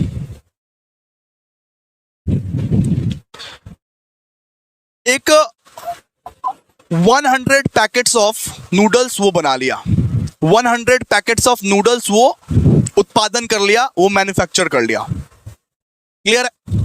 इसके बाद क्या हुआ? इसके बाद वो ना इनसिक्योर है कि भैया मैं ये नूडल्स का पैकेट्स तो बना लिया, लेकिन इसको खरीदेगा कौन? मेरे को तो कोई नहीं जानता है, मेरे को तो कोई नहीं जानता है, खरीदेगा कौन इसको? मैंने 100 पैकेट्स ऑफ नूडल्स तो बना लिया, लेकिन इसको खरीदेगा कौन? मेरे को तो कोई नहीं जानता है। मैं अगर जा के बेचूं तो मेरा कितना टाइम लग जाएगा, मेरा कितना एफर्ट लग जाएगा। उस समय में भगवान बन के उनके लिए आता है बेटा श्रीमन विष्णु बन के उनके लिए आता है होलसेलर। उस समय में भगवान बन के उनके लिए कौन आता है सर? होलसेलर। होलसेलर आता है और होलसेलर बोलता है भाई तू चिंता मत कर, मैं हूं ना, मैं बेचूंगा तुम्हारा ये सामान, बस मेरे को थोड़ा कमीशन दे देना, मैं बेचूंगा ये जो सामान है, 100 पैकेट्स ऑफ नूडल्स है, ये मैं बेचूंगा, तो टेंशन मत कर मैन्युफैक्चरर। और होलसेलर क्या करता है? डिस्ट्रीब्यूट करता है रिटेलर्स को, रिटेलर कस्टमर को बेच देता है। आपके आसपास के दुकान को देखोगे वो लोकल सामान को ना ज्यादा प्रमोट करते हैं कि भैया ये नया नया ब्रांड आया है, लेके जाओगे क्या? बिटिया को बहुत ज्यादा पसंद आएगी, आपके बेटे को बहुत ज्यादा पसंद आएगी, लेके जाओ ना प्लीज। तो सिंपल सी बात है, उनको ना कमीशन मिलता है उस पे, उनको कमीशन मिलता है उस पे। ठीक है? तो रिस्क मैनेजमेंट, तो रिस्क आपका जो है वो कम हो जाता है चैनल की वजह से। अरे चैनल ऑफ डिस्ट्रीब्यूशन की वजह से रिस्क जो है आपका कम हो जाता है। चैनल ऑफ डिस्ट्रीब्यूशन ये बताता है कि आप अकेले नहीं हो, आपके साथ होलसेलर भी है, रिटेलर भी है। ठीक है? आपके साथ बहुत सारे इंटरमीडिएटरीज खड़े हुए हैं। So channels can help distribute risk associated with inventory and market fluctuation across multiple entities. ठीक है? तो आप लोग को समझ में आया? चलिए अब ना भाई टाइप्स ऑफ डिस्ट्रीब्यूशन चैनल पढ़ेंगे। क्या sir? Types of distribution channel पढ़ेंगे। लास्ट टॉपिक है हमारा और यूनिट नंबर 4 हमारा खत्म हो जाएगा। तो आपको तो बता ही चुका हूं, 2 टाइप के होते हैं, एक होता है डायरेक्ट चैनल्स, एक होता है इनडायरेक्ट चैनल। एक होता है डायरेक्ट चैनल, एक होता है इनडायरेक्ट चैनल। ठीक है? सुनो, एक होता है direct channel. Sir direct channel मतलब क्या?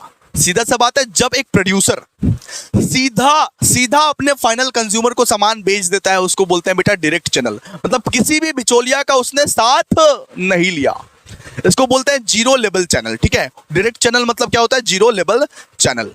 आइए इसको पढ़ते हैं। एक होता है डायरेक्ट चैनल, एक होता है इनडायरेक्ट चैनल। हम लोग सबसे पहले अब पढ़ेंगे जीरो लेवल चैनल यानी डायरेक्ट चैनल के बारे में पढ़ेंगे। यहां पे क्या लिखा हुआ है? व्हेन द मैन्युफैक्चरर और प्रोड्यूसर, एक ही बात होता है, व्हेन द मैन्युफैक्चरर और producer directly sell the goods to the customer without involving any middleman, it is known as direct channel और जीरो लेवल चैनल। मतलब किसी भी मिडिलमैन के इन्वॉल्वमेंट के बिना अगर मैं डायरेक्टली बेच दिया अपना सामान, मैं ये पेन खुद बनाया और मैं ये पेन खुद जाके बेच रहा हूं, इसको मैं क्या बोलूंगा? इसको मैं बोलूंगा जीरो लेवल चैनल। मैं ये पेन खुद बना रहा हूं और मैं खुद ही बेच रहा हूं, तो इसको मैं क्या बोलूंगा बेटा? उसको मैं बोलूंगा जीरो लेवल चैनल। मतलब किसी भी मिडिलमैन को मैंने इन्वॉल्व नहीं किया, किसी भी बिचौलिया को मैंने इन्वॉल्व नहीं किया, किसी भी होलसेलर या रिटेलर किसी को भी मैंने इन्वॉल्व नहीं किया। It is the simplest and the shortest mode of distribution. ये क्या है? ये सिंपल मोड ऑफ डिस्ट्रीब्यूशन है, ये सिंपलेस्ट मोड ऑफ डिस्ट्रीब्यूशन है। आराम से आप अपना सामान बनाओ और बेचो, सारा का सारा प्रॉफिट आपका। जैसे समोसे वाला एक समोसा बनाया और समोसा डायरेक्टली बेच दिया कस्टमर को, ये क्या है बेटा? ये है डायरेक्ट वो channel, zero level channel, zero level channel, zero level channel. Selling through post, internet और डोर टू डोर। आजकल लोग ऑनलाइन बिजनेस कर रहे हैं ना, आजकल देखिए, आजकल टिफिन सर्विसेज चालू किया है, टिफिन सर्विसेज, जहां पे क्या होता है? जहां पे मैं अपने घर में बैठ के टिफिन बना रहा हूं और भाई ऑनलाइन ही मैं उसको दे आ रहा हूं। मतलब सीधा सा बात है, एक मैन्युफैक्चरर ही कस्टमर को डील कर रहा है, उसको क्या बोलते हैं? Zero level channel. बीच में किसी भी बिचौलिया का रिक्वायरमेंट नहीं है। तो कौन कौन से मेथड से होते हैं ये वाला देखिए। जैसे एग्जाम्पल है जहां से आप बर्गर खाते हो, मैकडोनल्ड्स, बाटा, ये सब क्या करता है? ये सब खुद बनाता है और खुद आपको प्रोवाइड कर देता है। डोमिनोज, आप एक डोमिनोज को जाके बोलो कि डोमिनोज हमको चाहिए पिज्जा, तो ये लोग खुद बनाएगा और खुद आपको प्रोवाइड कर देगा। ये क्या है? Direct channel. ये क्या है? Direct channel. तो देखिए मेथड्स क्या क्या है, देखिए मेथड्स क्या क्या है, मेथड्स ऑफ डायरेक्ट चैनल। ध्यान दीजिए जरा। सबसे पहले तो है डोर टू डोर सेलिंग। भाई आपके डोर पे कभी कभी ऐसे आता होगा नॉक, क्या आपको ये शैम्पू खरीदना है? हम लोग खुद बनाते हैं। तो मेथड्स ऑफ डायरेक्ट चैनल क्या क्या है? वो डोर टू डोर चैनल, ठीक है, internet selling, mail order sales, इसके बाद वो company owned retail outlets and बहुत सारा चीज। ठीक है,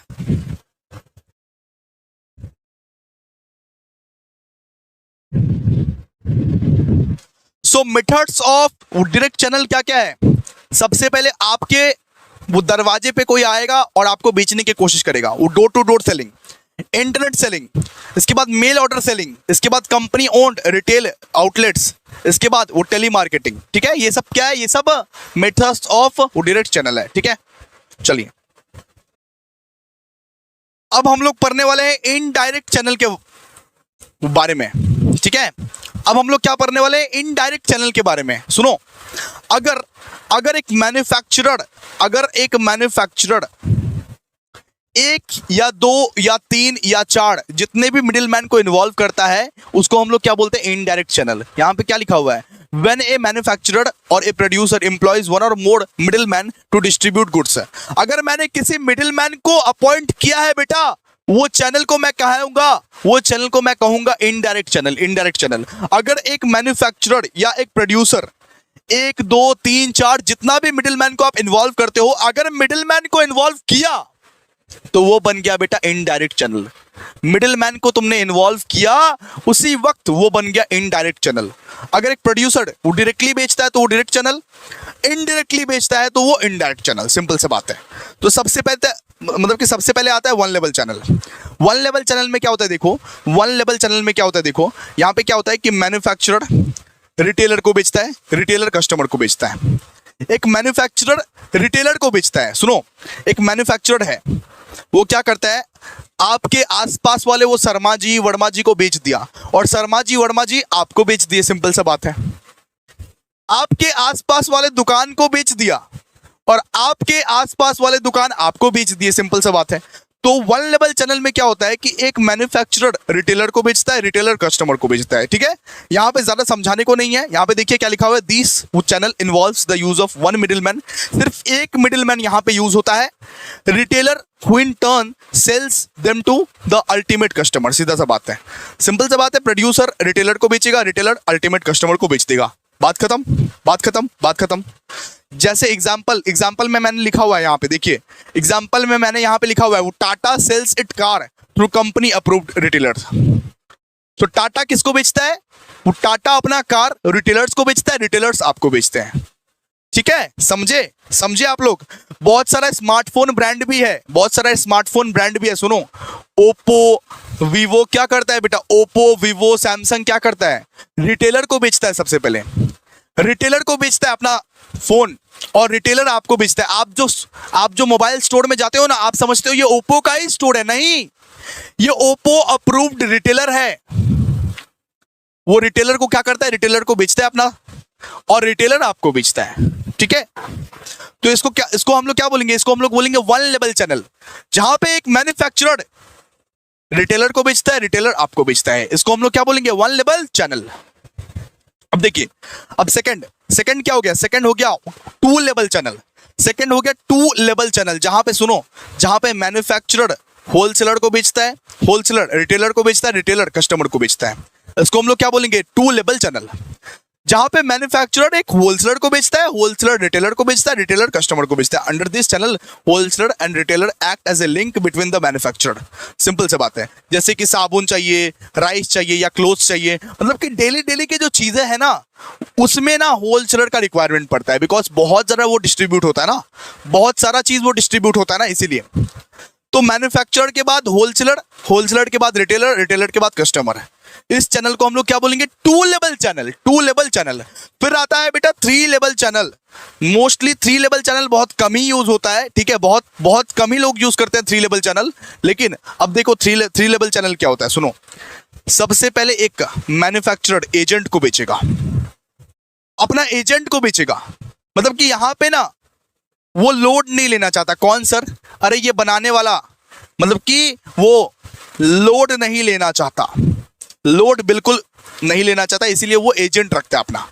सबसे पहले वो मैन्युफैक्चरर अपने लिए एक एजेंट रखता है। वो एजेंट क्या करता है? होलसेलर को बेचता है, होलसेलर रिटेलर को बेचता है, रिटेलर कस्टमर को बेचता है। सिंपल सा बात है। So the level comprises of three middleman, that is agent, wholesaler and retailer. The manufacturer supply the goods to their agent. सबसे पहले क्या करता है? मैन्युफैक्चरर एजेंट को सप्लाई कर देता है, बोलता है सारा लोड अब तुम संभालो बेटा, सारा लोड अब तुम संभालो बेटा। और वो एजेंट क्या करता है? एजेंट होलसेलर को सप्लाई करता है, होलसेलर रिटेलर को सप्लाई करता है, और रिटेलर फाइनल कंज्यूमर को बेच देता है बेटा। ये क्या? Three level channel.